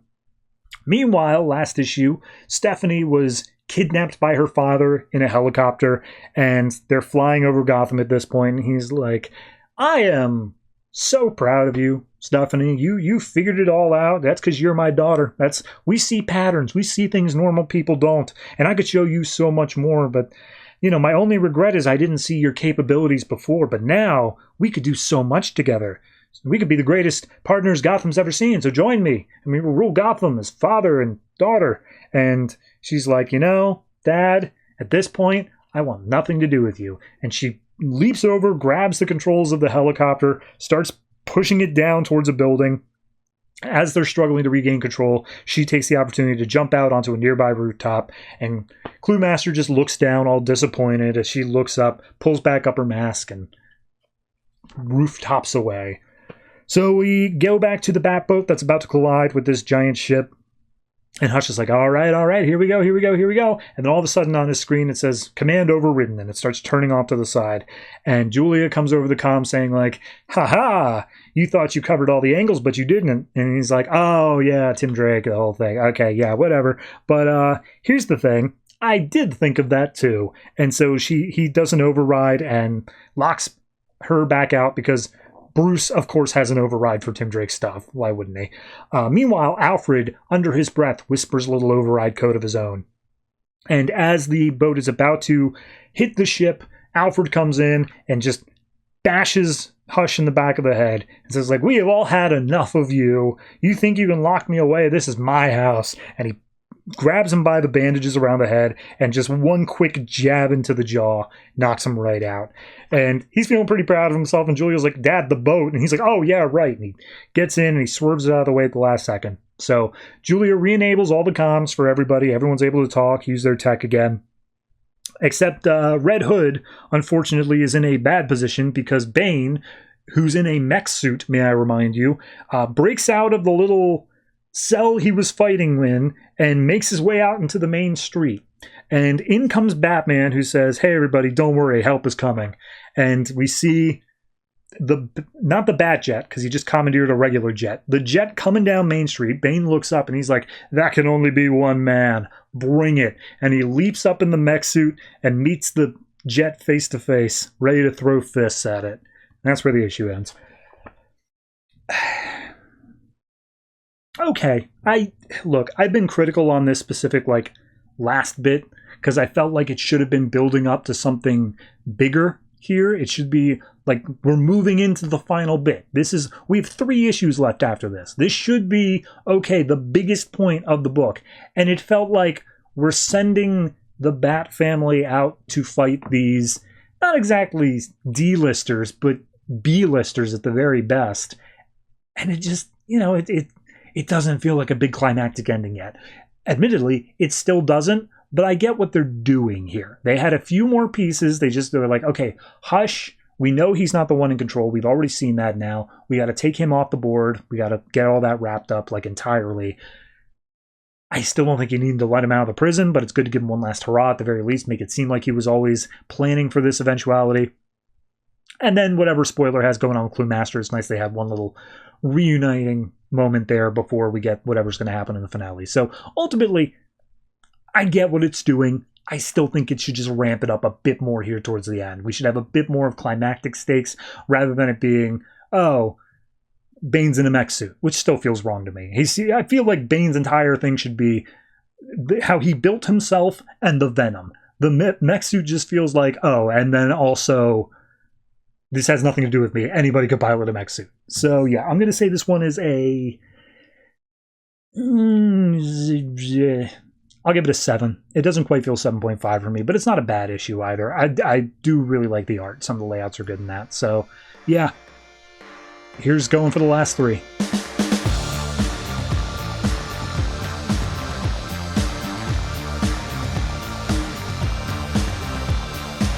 Future's End, number 45, written by Azzarello, Lemire, Jurgens, and Giffen, art by Stephen Thompson and Jack Herbert. So this issue picks up, just fully wrapping up the Frankenstein and Amethyst plot. We see that some time has passed where Frankenstein is not healing, but he's dying less quickly as he wants to write his memoirs, and he has Amethyst basically writing it down for him. And so he says his whole story out there dictated over days, and he's just spilling out everything he's ever done. And as he's finally reaching his end, he's like, oh, this is it, I've reached my end. And she's like, wait, hold on, we didn't even get to the space stuff. Well, you gotta write the space stuff. And he's like, you were there, just write down that part for me, ghostwrite it. And she's like, okay, I guess. And he's like rubbing her face, and she, is all scarred and whatnot.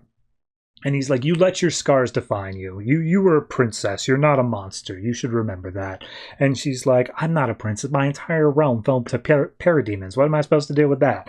And he's like, oh, it's not too late. I mean, look at me. I lived as a monster, but died as a man. And then he goes, So that is the end of Frankenstein. We see that Amethyst buries him, puts his sword right as the tombstone where his grave is marked, and she's like, yeah, it's time I remembered who I am. It's time to go back to where I belong. And so she sheathes her, or pulls out her own sword, has a little salute, and then looks down at his sword and says, you know what, if I'm going to fight, I'm not going alone, not just me and my sword. And so she takes Frankenstein's sword as well, and she seemingly will go off and save the inhabitants of Gemworld. Then we cut over to New York City. So we just finished the Brainiac fight, and everyone's looking around at Brainiac's giant motorized scooter thing.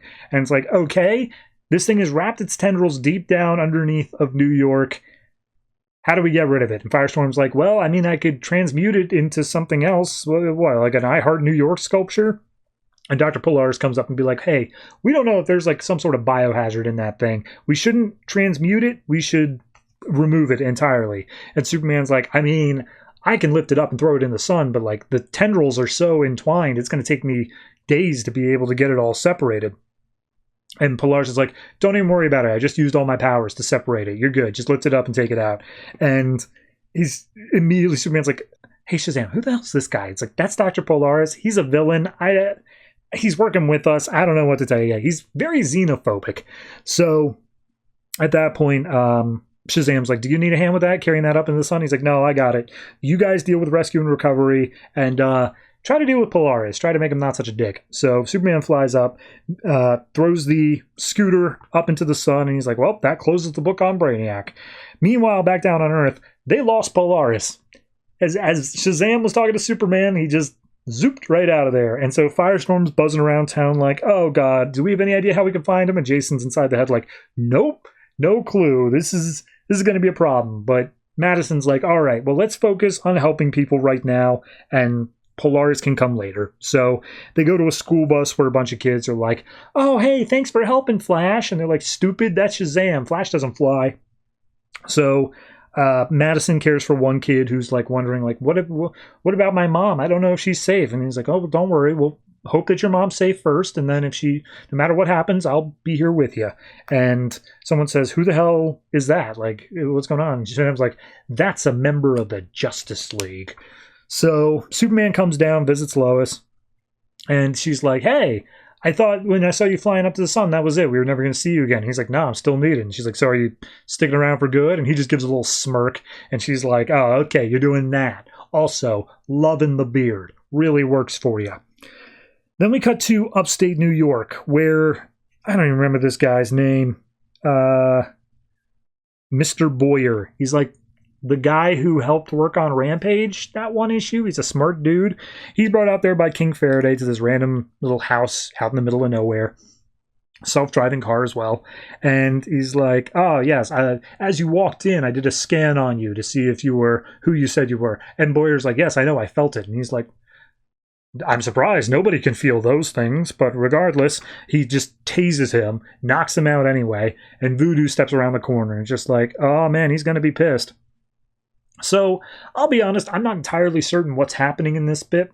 It seems to me that Faraday's going off the grid, and he's going to be doing something else that has nothing to do with everything else happening. And he needs Boyer around to help with that to some extent, but he's doing it against his will. And Voodoo's saying, hey, like, I don't want to be a part of that, but I also don't want to help Sergeant Rollick off with whatever he's doing over there, so I'm going to help you get set up here. And Faraday seems to be doing this because he knows Brother Eye is a problem. And it will be getting worse. And he's like, look, you weren't on the island. You don't know how bad it was. I'm not going to tell you how bad it was. Just know that that is something that you do not want. So they bring Boyer down into these corridors underneath the house via a pneumatic tube. And he's like, well, Voodoo's basically like, I tell you to have a good life, but you suck. And she's like, yeah, whatever. Bye. So Voodoo goes back up, and we see that the place that they are dropped down in is labeled as Command D, which obviously has a whole thing with Commandi and Jack Kirby. There's a whole bunch. I have no time for that. So Voodoo gets back up into the pneumatic tube, and as she comes up, it was filled with gas, and she stumbles out and seemingly dies, to which Sergeant Rock and all of the other girls on the team come out, or they're just standing in the doorway, see it happen. They're like, oh, I always wanted to retire to the country. I don't know what comes of that. So then we cut over to Batman Beyond, who they're all happy that they dealt with the machine version of Plastique. Plastique's asking for high fives, but Terry's not happy about it. And Tim's like, yeah, that's exactly how the real Batman would react. Cut to the real Batman going, I'm not happy about this. And they're talking about Brainiac and saying like, oh yeah, that's a thing, but ultimately like this isn't done yet. This isn't like totally finished. So Mr. Terrific is at the computer and he's like, hey, look, don't worry about it. We did it. Like, let's move on. And Brother Eye, go ahead and disengage from the network. And Brother Eye's like, well, I can't do that, Father. And he's like, what? Why not? And Batman's like, tell us exactly what's going on here, Eye. You shouldn't be able to say no. And he's like, no, I'm not going to tell you why. And it's just like, oh, okay, that's not up. What's going on here? So we cut back over to the other floor of Terrific Tech. As Terry and them are walking through, there's a blackout for just a second, and immediately Terry's like, that's Brother Eye. And Brother Eye comes over the comm like, yep, that was me. Who the hell are you, and why do you know who I am already? And he's like, I'm your assassin. And Brother Eye goes, oh, really? And we see lights go in and out, strobing over and over again. Some wires are coming out of the wall. They start zapping the dead bodies of these guards that they had to get through to get up to this point, and immediately, all of these guards that were killed by the robot Plastique have been transformed into the beginnings of the robot army of Brother Eye. And he says, yeah, you think you're my assassin? I think not. So, all right. We got 3 issues left of this series. I guess we should probably deal with the whole point that we went back in time to begin with. God, I'm okay with this particular issue. Like, you did the whole Brainiac thing, you take a little recovery issue, and then we're just going to immediately launch into the next big thing. That being said, I feel like it should have been more. I feel like, the moment that we shouldn't have had this lull, I guess is my thing. Like, yes, I get we've had nonstop action. It's good to take this break. And honestly, I probably would prefer it this way. But just from, like, viewing this as a 48-issue long series, we are just now getting to the Brother Eye stuff in the last 3 issues of this book.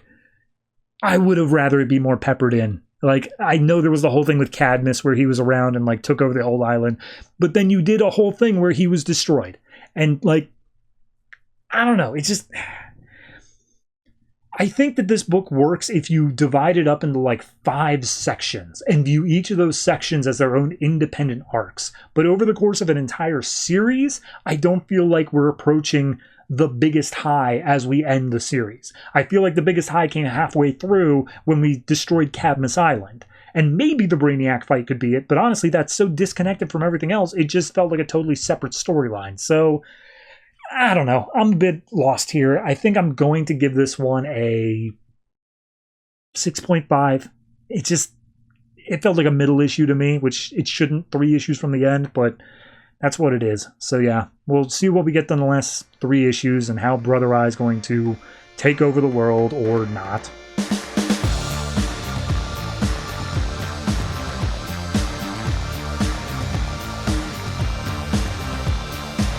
Earth 2, World's End, number 23, written by Bennett, Wilson, Johnson, and Bunn, art by like 7 different people. So this issue picks up with Yolanda Montez, who's just alive, but collapsed in a pile of debris, saying, well, Green Lantern's the only Avatar left. If he can't do it, no one can. And then we see Green Lantern up in space like, well, my shield's shattered and we're all doomed. There's no way I can make this happen. And I start collapsing back down to Earth, and I hear this sound that rattles my bones, and I recognize it as the Earth's dying screams.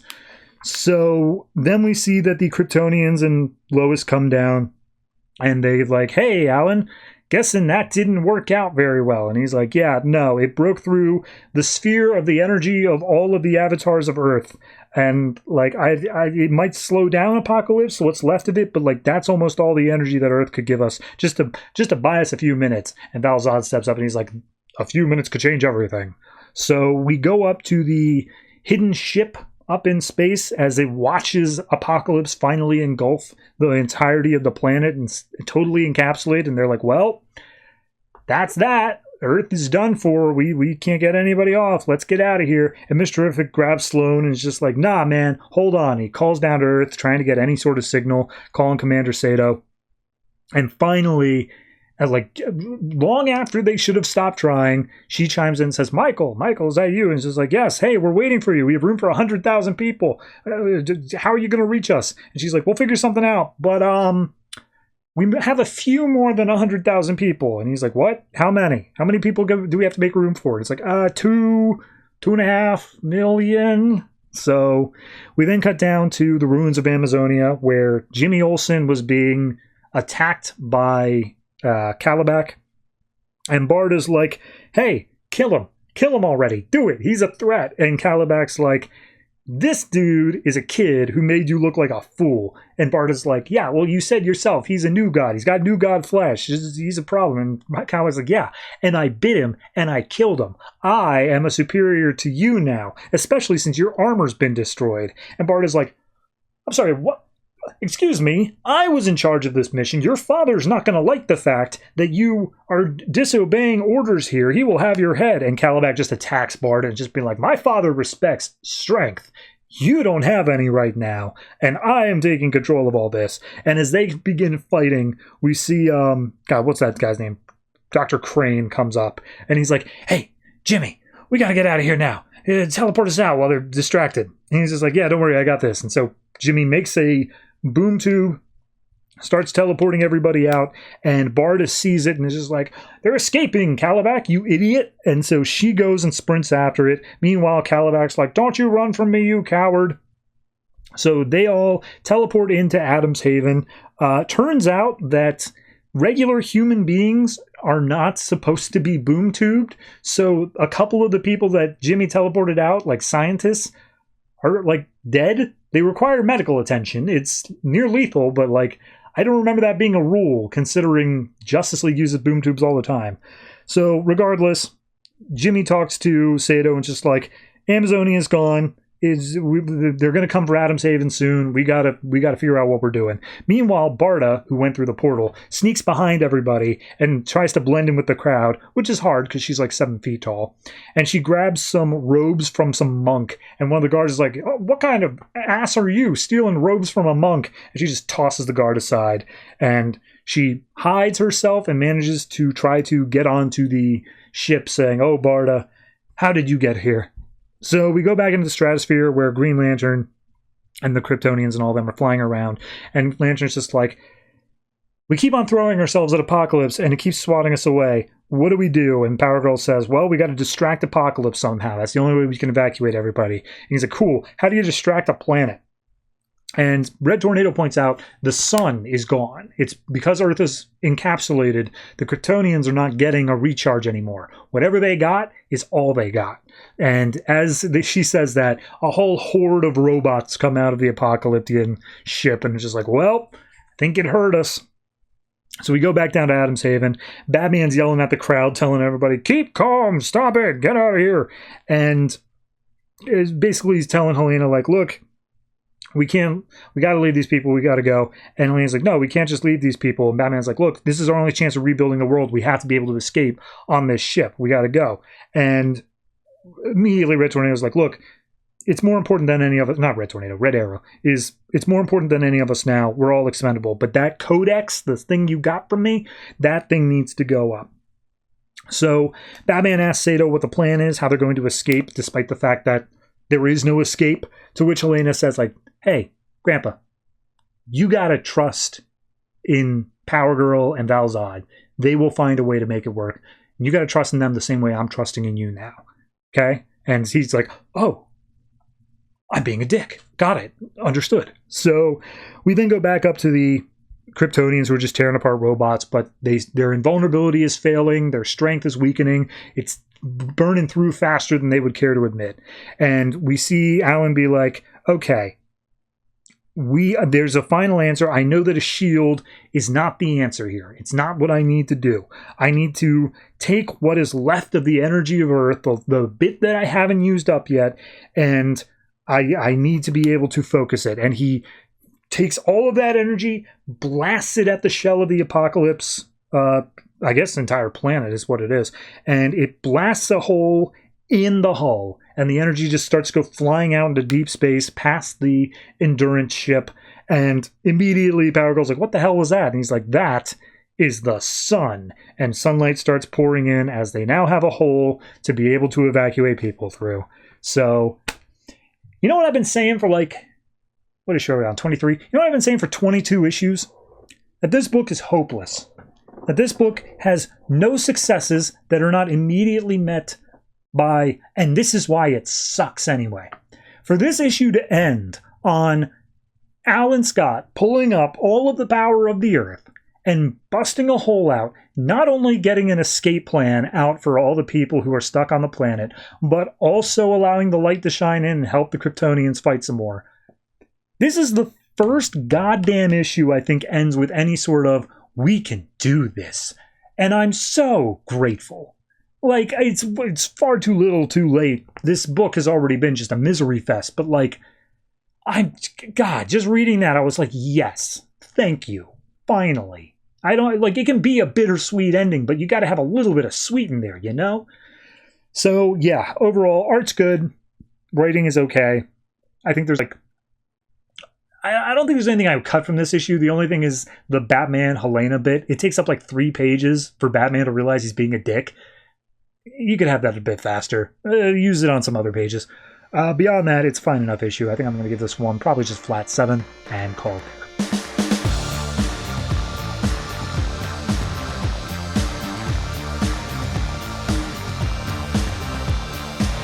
Gotham Academy number 6, written by Becky Cloonan and Brendan Fletcher, art by Carl Kerschel, with a little bit by, apologies, Mingjue Helen Chen, if I messed up your name there. So last issue we had the kids finding out about Killer Croc being living in the walls and the tunnels underneath the school, and then wouldn't you know it, as they're talking to Croc, Batman shows up, and Croc and Batman start fighting. He's just yelling, "Oh, stay away from me, you'll never catch me alive." But as the rest of the group is scattering, they're trying to run away from the fight going on, Olive just stands there with fury in her eyes, just looking at Batman, and is super pissed off. So the rest of the group starts running down the tunnel. They're like, "Yo, Olive, snap out of it, what's going on?" And as Olive is just standing there, Croc looks back because he's the cops are showing up. Olive's standing there. Everything's a problem. Batman lands a solid punch in Croc's face. Olive looks down at the bag of fireworks left nearby and, using just her eyes, ignites them. And so all of a sudden, the entire building is awash with a bunch of fireworks going off everywhere. The cops are calling out for Croc, saying it's the last warning. Meanwhile, Olive goes up to Batman, just like, you stay away from him. Haven't you done enough already? And Batman's like, Olive, don't move. And the roof starts like caving in on top of her. And Croc jumps in, protects her from the rubble. And as the rubble separates them out from Batman, they all start moving down in the tunnels. And Croc takes Olive down with him. So the rest of the group goes, they make a left at one point, whereas Croc continues going straight, and he's like, hey, look, I know these tunnels, I know what's up. When the tunnels collapsed in the summer, I knew about these places, but your mom was the one who gave me the lowdown. Like, she was the one who told me this, or at least I think it was your mom, because sometimes she sounded like she was somebody else. And Olive's like, yeah, I remember. Well, it's, you know, it's nice that she had you to watch over her in Arkham. And we get a different art style here. I think this is the other artist who is recounting Croc remembering talking to her Sybil Silverlock, Olive's mother, and saying like, yeah, she was in the cell across from me, and most of the time she was hopped up on meds. She wasn't whatever, they calmed her down. But every once in a while, she got really scary, and she would talk about how the school and the asylum are linked by these underground tunnels, but then she'd snap out of it and not remember anything that was being said. But she always wanted me to look after you. And Olive's like, I'm so grateful to hear that. I thought she had forgotten all about me. I thank you so much. And he's like, yeah, well, I swore to protect you, and like, look at everything that happened, Jesus. And she's like, oh, stop. I don't need protecting. I'm fine on my own. I got my friends. And so they wait outside, and Croc starts wading off into a bayou, sort of like creek area. And he's like, you got a little bit of your mom in you. And if that's who you really are, then you come and find me. And she's like, oh, I will, and waves him off. So eventually she starts walking her way back to the school, and she's like, oh, God, I knew my mom didn't belong in Arkham. I knew that she was, it was a whole different thing, but I've been hurt before. I don't want to feel hope. I've got to seal off my heart, and that way when the worst comes to pass, I'll be prepared for it. And then in runs Maps. She's so happy to see Olive, just runs in like charging hug.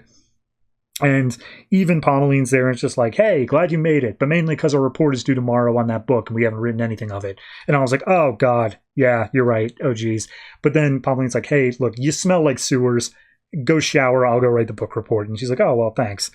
So we then see, I think it's a dream sequence, or at least a memory, where Olive is remembering her mom out in a fire, and she's like saying, oh, I've changed and I'll keep on changing, and I don't want to give into that hope, but just maybe. And we see her remembering her mom coming out crying, saying, oh, Olive, I'm so sorry, I never meant to. And then we cut to now, where Olive is stopped by Batman on top of the roof. And he's like, it's very dangerous what you did back there. You could have been hurt. And he's like, oh, don't pretend like you care. You locked away my mom. You took away everything from us. And he's like, Arkham is the only place that is equipped to deal with someone like your mom and keep Gotham safe from her. And she's like, no, we lost everything. She just didn't take her medication, and now all of this is gone. This is your fault. Why don't you get that? And he's like, one day you'll understand. But right now, I want you to hand over that diary, the Millie Jane diary. And she's like, I don't have it. It was in the bag that went up with the fireworks. It's gone. And besides, what do you even know about the diary? But as she looks back, he's already gone, and left in place is that puppet ghost of Millie Jane. And so she picks it up, throws it off the roof, and tosses it into a nearby tree. And we get a little bit more history on Millie Jane. She knew about Cobblepot's secrets, and she was trying to reveal them to people, and that's why the Cobblepot family had her put in the insane asylum. They said that she was crazy, so nobody would listen to her. And inside of the building she was kept, it turns out that building was actually the girls' dormitory of the Gotham Academy. And mysteriously, she escaped captivity, but it cost her life, and her father died at the exact same time as her. And while the city mourned the father, nobody mentioned Millie Jane at all. And we see that this is all part of the book report that Pommeline and Olive are giving. And as they say all this stuff, the teacher's like, okay, well, none of that was really in the book, but, whatever. And the bell goes off, so they all make their way out. We see Olive is stopped by her roommate, who hands her a note and says, my parents are sending me to a metropolis boarding school, so I won't be here. P.S. Sorry I ever called you weird. And I was like, why didn't you just say this out loud? Why'd you pass me a note? And she's like, it's too difficult to say. And she just walks away crying. So all the kids are hanging out, eating pizza in the lunch hall. Turns out they got like C's on the report or on their book report because, yeah, it had nothing to do with the book. It was just their adventures. And we see Kyle comes up, and Kyle's like, "Hey, Olive, look, I know that was you in the North Hall. I just want you to know you can trust me. Like, I want to be there with you the next time something like this happens, for Mia, for Maps, all of them." And in walks, I swear to God, they never say his name. I think it's Colton. In walks Colton, and he got an A on his report, and he's like, "Hey, guys, check it out." And as he plumps down the A, Maps looks at it from the other side and says, "Wait a minute," and she sketches an opposite A of like upside down and overlaps them and says, "Check it out. That symbol that we've been seeing, it's just two inverted A's, maybe for Arkham Asylum."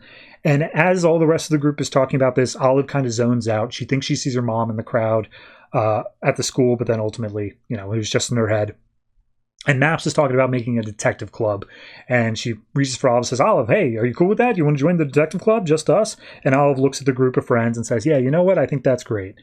And the issue ends with almost ends with a little Polaroid of them all taped up saying, "Yep, that's all these stone walls have a story, and this one is mine." And they, to be continued, whatever's coming next. But then we got one last little epilogue, which is someone breaking into a room. He rifles in through a desk, steals the diary of Millie Jane, which it turns out wasn't burned up.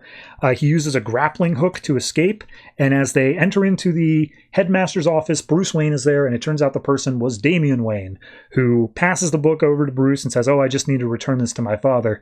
And Bruce opens it up, and inside the front cover is a little note saying, "Son, read between the lines," all this extra stuff, basically saying that this book belonged to him long ago from his mother Martha. And so the final reveal here is the headmaster saying, "All right, Damian Wayne, welcome to Gotham Academy." So yeah, that's that. I constantly find myself enjoying this book more than I feel like I should. Like, it's not a thing where I think that like the book is beneath me or anything like that, but every time I come to it, I just kind of forget how much I liked it. I pick up the issue and I say, "Oh, okay, Gotham Academy." And then I start reading and I'm like, "Oh, yeah, no, this, like, the art style works. The mysteries are a little bit, I don't want to say childish, but at the very least, they aren't as complicated, at least not yet, as I would like them to be. But ultimately, it is still a fun read. Like, it's the most fun I think I'm really having with a book right now. There are books that are grand in scale. They are epic and they are awesome reads, but I think this one's the most fun. So yeah, it's super solid. I think this particular issue, I'd say, is a 7.5. Almost an 8. I would almost put it there, but ultimately, it's strange because they play it up as an ending. I wonder if they didn't know if they were canceled. I wonder if it was kind of like, we're going to put this as an ending here, Convergence will happen, and then we'll just, whatever happens after Convergence, we'll see if we get more issues. So yeah, I'm down with it. Yeah, no, 7.5. I'm down with that. So we'll check out what happens after Convergence.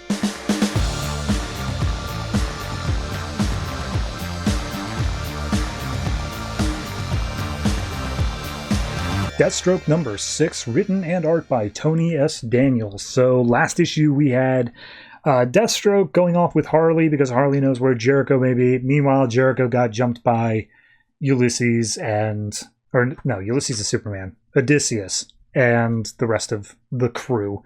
So we open up with Deathstroke on a motor scooter with Harley, and he's just like, "Yeah, whatever, stop talking," because she's just been talking this whole time, and just take me to Jericho.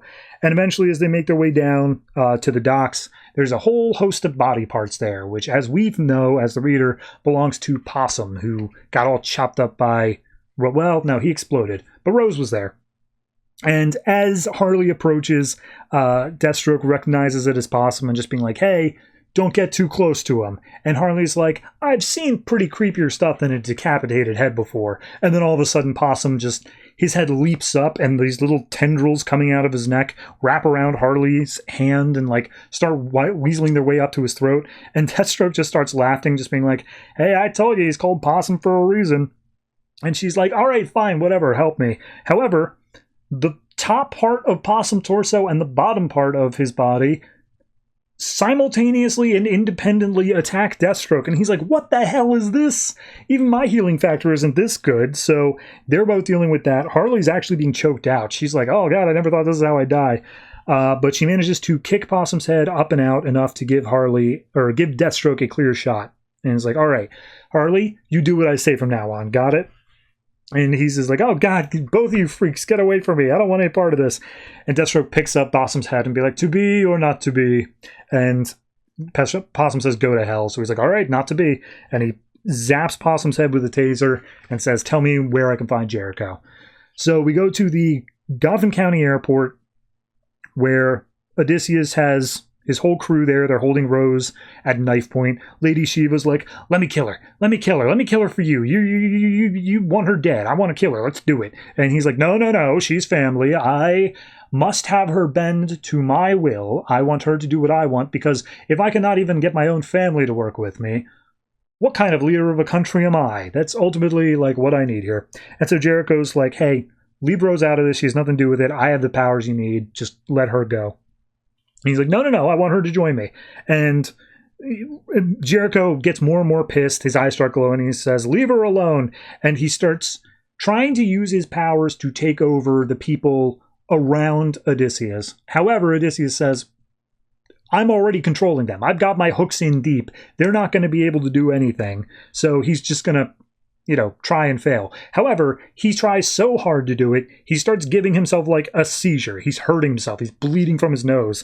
And so Bronze Tiger's like, hey, he's like gonna kill himself. We need to intervene here. And so Odysseus takes off his mask and says, I can't make him stop, but we can take his powers. Put the mask on him. So they put the mask on him, and all of a sudden this green swirling energy comes out, goes into Odysseus's body.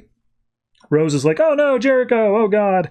And so it seems like Odysseus is hyper-powered now. He's got all the powers of Jericho. Meanwhile, one of their ships is just hanging out up in the sky, and Harley hits it with a bazooka, which distracts them long enough for Rose to attack Lady Shiva, get out of her grip. And Odysseus is like, oh, we're being attacked, find out who they are. And we see Deathstroke launch into action, just going, oh, I bet you never thought you'd see me again. And he didn't. He's genuinely surprised. So Harley jumps in with the guns, ready to help. Rose is on Deathstroke's side as well, saying, hey, Jericho's dying. We need to get to him. We need to help. And Harley's like, let me at him. And he's like, you can have the leftovers, but I'm taking the main course. So Odysseus is like, Slade, Bronze Tiger, I read his mind. He killed you. He could not lie to me. He is physically incapable of doing that. How the hell do you do this? And Slade's just like, oh, sorry, Pops, but he's working for me now. You just don't know it yet. And they're immediately like, all right, well, you know what I have to do. And so they start clashing swords with each other. And almost immediately, Deathstroke gets his helmet slapped off by Odysseus' axe, to the point where it wounds his eye. And he goes, ah, my eye. So regardless, the mask is now off. His eye is still okay, but he's like, seriously, I'm trying to keep this one intact now. I think I like it. And they look down at, or Odysseus looks down at Slade, and he's like, you're not my son. My son's like middle-aged. You're like 20-something. You could be his grandchild. Are you another kid that Slade had that I just don't know about? What the hell is this? Meanwhile, Rose is fighting against Shiva. Jericho's like slightly coming to. And as Shiva is about to land a fatal blow on Rose, there's nothing she can do about it. Harley just shoots Shiva in the ass and is just like, there, now you owe me one.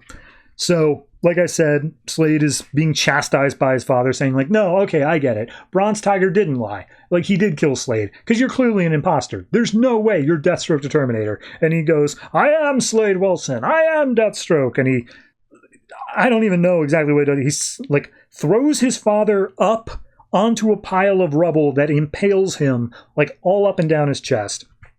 Then Bronze Tiger comes up from behind and stabs Deathstroke through the chest, and it pisses Deathstroke off. He's like, oh, I'm actually going to kill this guy now. He's pissing me off. To which point then Victor, the guy from before, comes in, and he uses the brainwashing frequency thing to be able to free Bronze Tiger from control. And he's like, well, I wish you would have done that 30 seconds earlier, man. But then Rose comes up, and he's like, you're not my dad. You're way too young to be my dad. Who are you? And Jericho's like, Rose, calm down. And she's like, I am calm. I'm going to kill everybody here because nobody here can be trusted except for you, Jericho, and me, Rose. That's it. I'm going to make this quick. And Jericho just loses it. He is so pissed off with all the violence. He unleashes this massive wave of energy.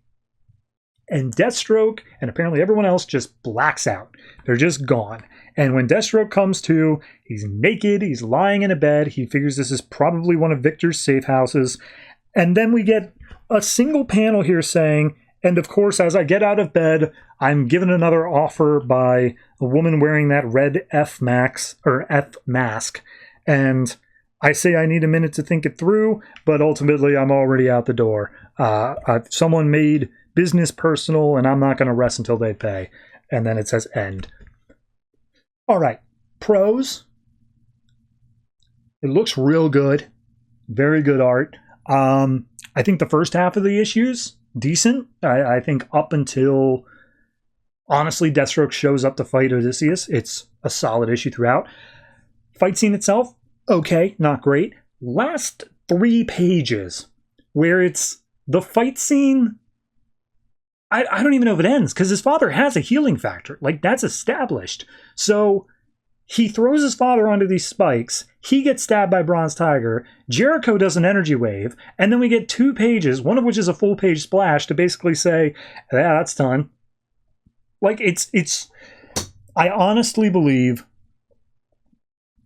Tony S. Daniel didn't know he had to wrap up the arc this issue. I think he got done drawing like 90% of the issue, and he got up to the point where Jericho unleashed the energy, and he's like, oh yeah, I got to like a cool final few pages, and then next arc will pick up with like the fall, or next issue will pick up with the fallout of that.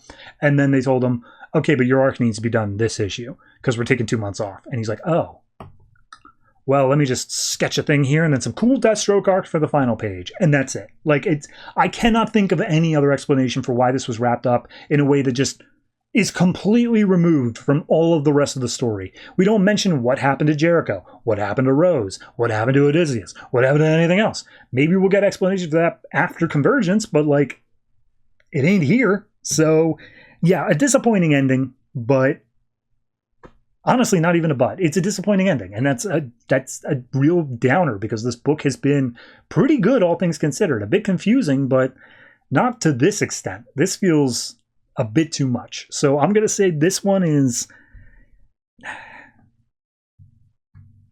I'm going to say 6.5. It sucks because like the art is really, really good. Tony S. Daniel's like top of his game, but I can't justify giving it a 7. It just is not a complete issue. So, 6.5.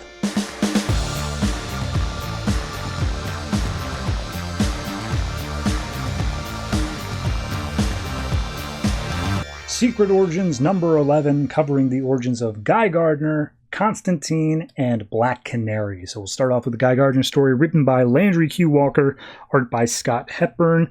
So we open up in Baltimore where Guy is just getting the crap kicked out of him by his older brother. And he's just saying, you're nobody, and you're nothing. And he's like, things were different before. And we see that his older brother was a football star. His parents loved him. He was always so perfect. His younger sister was also beloved, just a little princess. But he was literally the redheaded middle child. He was absolutely ignored. Nobody wanted him.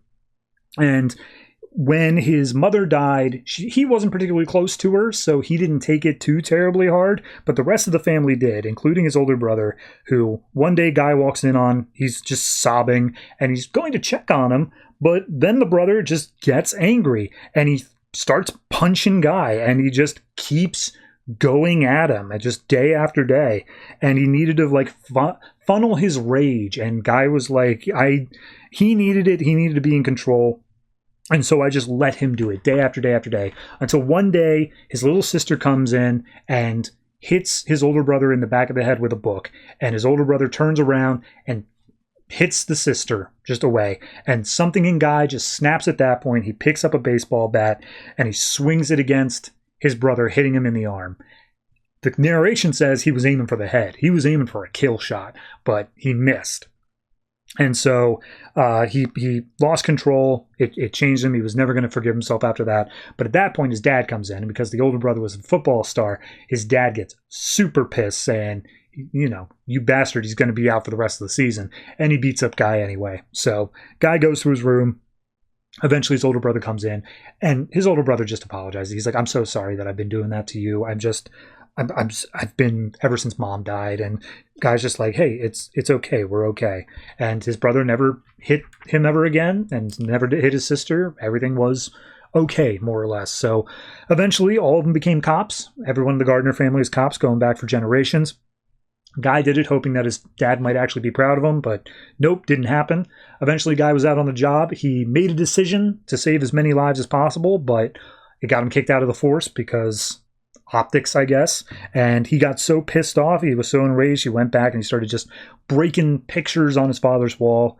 Eventually, his brother was stuck in a gang-related shootout, and Guy was on his motorcycle. He had the chance to go save his brother, and he did. And in doing so, he was granted the Green Ring, the Green Lantern ring. And so he eventually joined the Green Lanterns. And he says, yeah, the one thing that nobody ever tells you is being Green Lantern ain't being a superhero. It's being a soldier. It's being a pawn. You are used and sacrificed like anybody else. And we see, the history of him as a Green Lantern as he goes and fights Red Lanterns.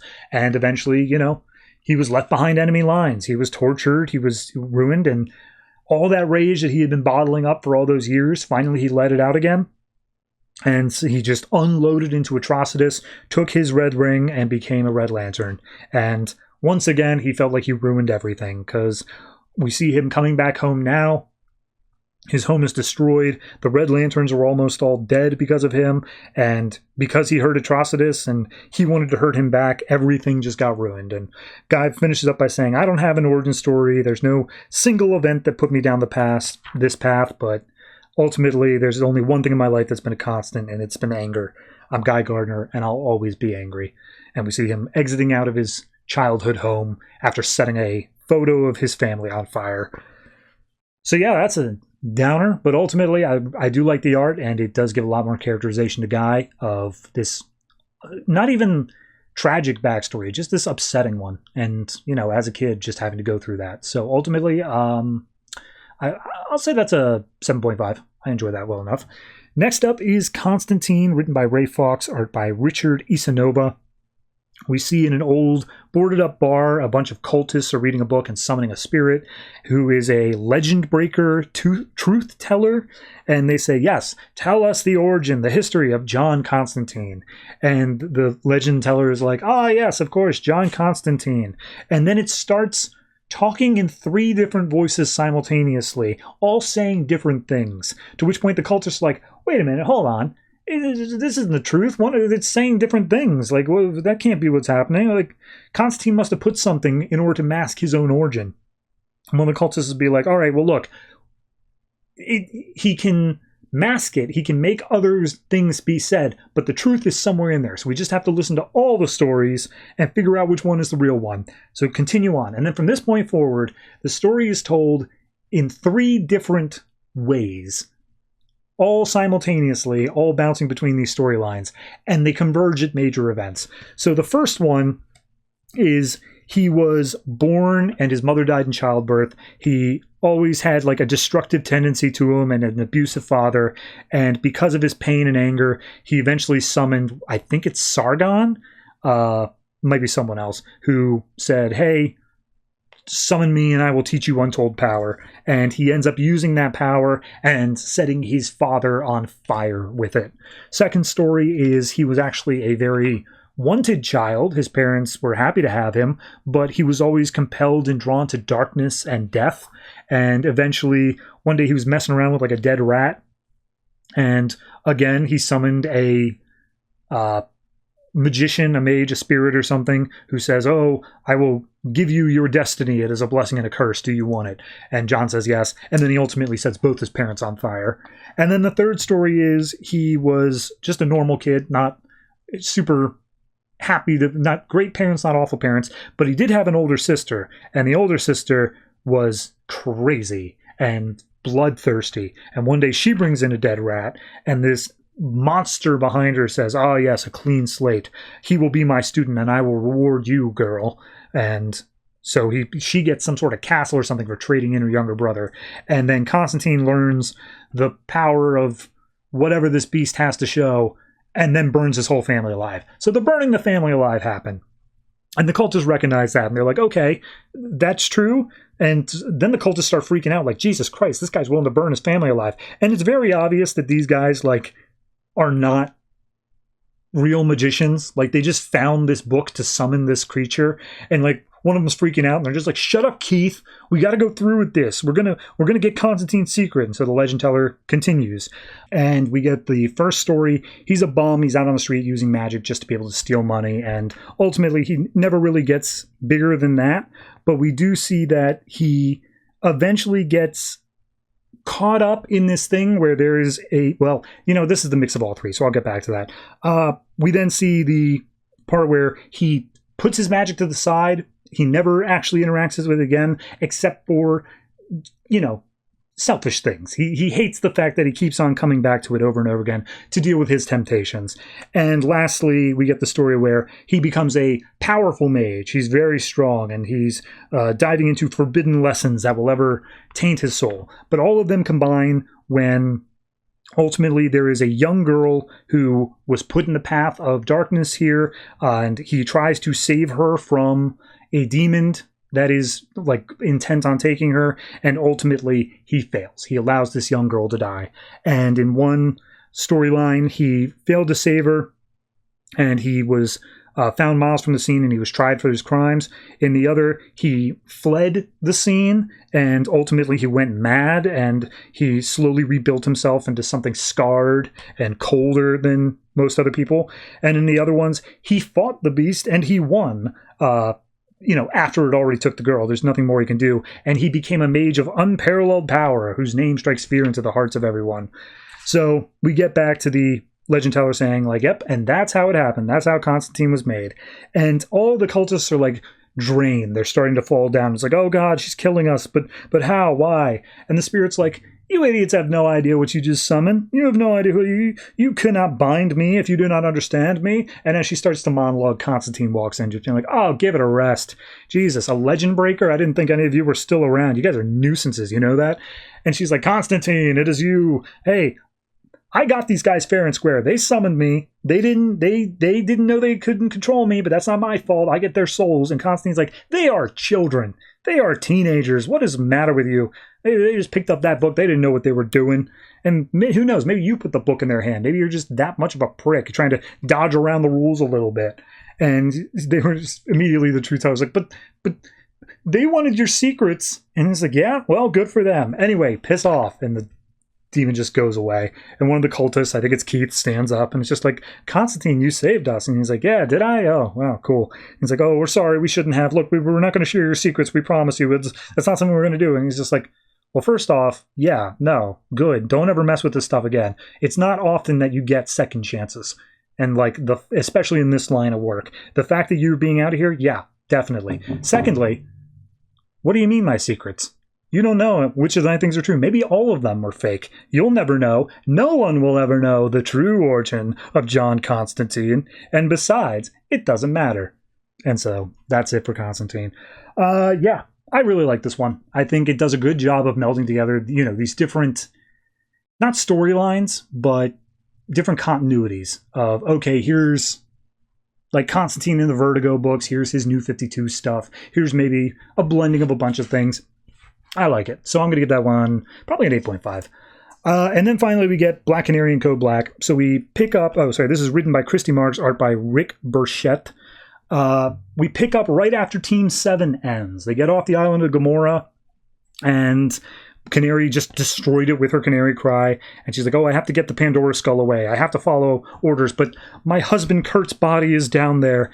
And she reminisces on how she met Kurt when becoming a member of Team 7, and she fell in love, and ultimately they found out that they both had a metagene, so experiments were done on them, and it was discovered that Black Canary had her canary cry, but more importantly, it was discovered that her power could be either dampened or amplified by Kurt being in physical contact with her, and that's what ultimately caused the destruction of the island. So Canary's on trial by her superiors saying like, yeah, you married Kurt Lance in defiance of direct policy, like right before you went on this trip. And she's like, yes, I did. And I'd like to be referred to as Dinah Lance from now on. And they're like, yeah, okay, whatever. Anyway, we'll let you go back to your cell or your quarters. You're to be held there in confinement until we come up with something. And in her narration, she's just like over and over saying, Kurt is dead, Kurt is dead, Kurt is dead. Oh God, oh why? Why does he have to be dead? So we see at the funeral, he's being buried or whatever is there because his body was never found. His parents were given some, other ashes. And so she stands off on a hill for the funeral, but then she goes and visits the gravesite of her former sensei, Desmond Lemire, who's a former Navy SEAL or maybe Marine. And we get this whole backstory for that of her mother left when she was 4. She didn't know why. She acted out whenever she was in foster homes until eventually she was 10 years old and she ran away. She came across a dojo run by Desmond Lemire, who took her in, trained her to use her body to the best of its ability, and then eventually died of brain cancer. And then she took over the dojo. Batman 0 year happened where there was a big storm one night and her dojo was set on fire. And so she went off to join Team 7, and now we're at now. So as Canary's going back to her cell, or her room, I should say, Amanda Waller catches up saying, hey, where have you been, Canary? You guys come with me right now. And she's like, why? What's going on?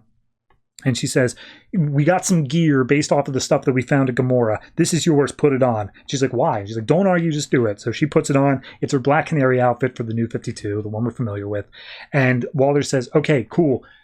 You have been given a code black, which means you are to be made to disappear forever. You are going to a hole and you will never see the light of day ever again. And Canary feels guilty about letting Kurt die. So she's like, why not? Like, maybe that's what I deserve. And Waller's like, is that what you really think? Or is that grief? Because, like, I want you to think do you really want to be a caged bird, Canary? I've told you what it means. They're coming after you now. You have to make the escape on your own. So, goodbye. And Waller leaves. We see an entire SWAT team ready to take her down. She uses her cry to bust out of the room. Straight steel doors coming down.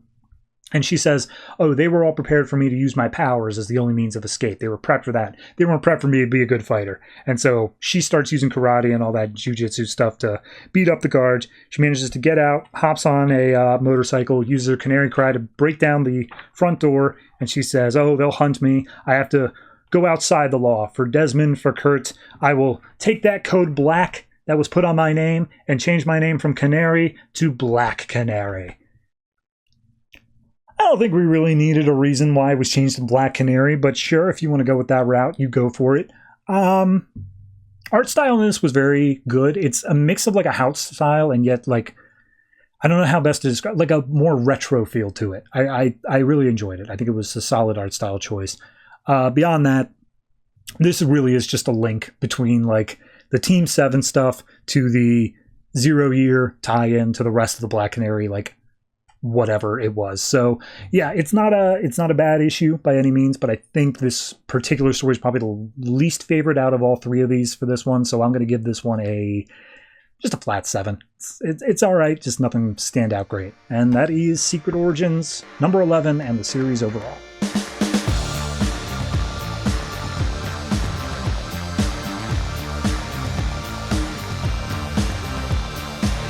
And that's it. That is all the comics that DC Comics put out this March 11th, 2015, not counting those last 3, which are from 2 weeks from now. Shut up and don't think about it. Anyway, next week, a lot of the same. So we've got 12 comics coming out officially. I'm going to be pulling 2 from the next week in order to round that out to an even 14. Haven't really decided which ones I'm going to pick yet. It's kind of going to be whatever I have time for whenever I'm doing the episode, but I will tell you what is officially going to be on the episode.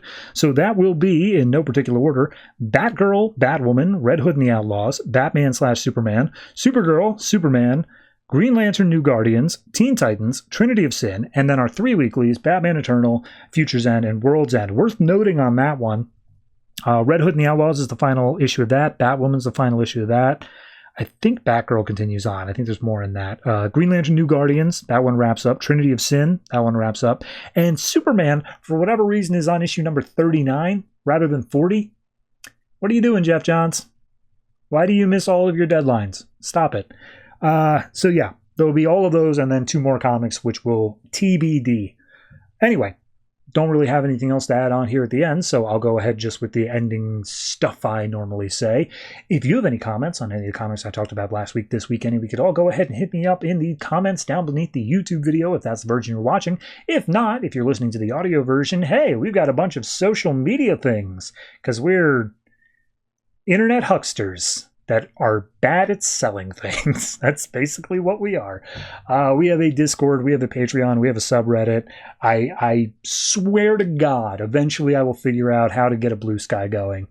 But I also hate Twitter and Twitter clones, so might be the most boring Blue Sky you've ever seen in your life. Anyway, that's going to do it for me. Really don't have anything else to say. Hope everyone's dealing with daylight savings time in the US well, and if you have any friends overseas, just know theirs is in like a month, I think. At least the UK. It's so hard to keep track of everything. Anyway, I've rambled on enough. Thank you very much for watching, listening, however it is you consume this podcast. Be sure to give it a thumbs up, 5 stars, a gold star, I don't know, a note from your mother saying that I made her proud. That's what I really want. And as always, try to remember, if it ain't broke, don't fix it.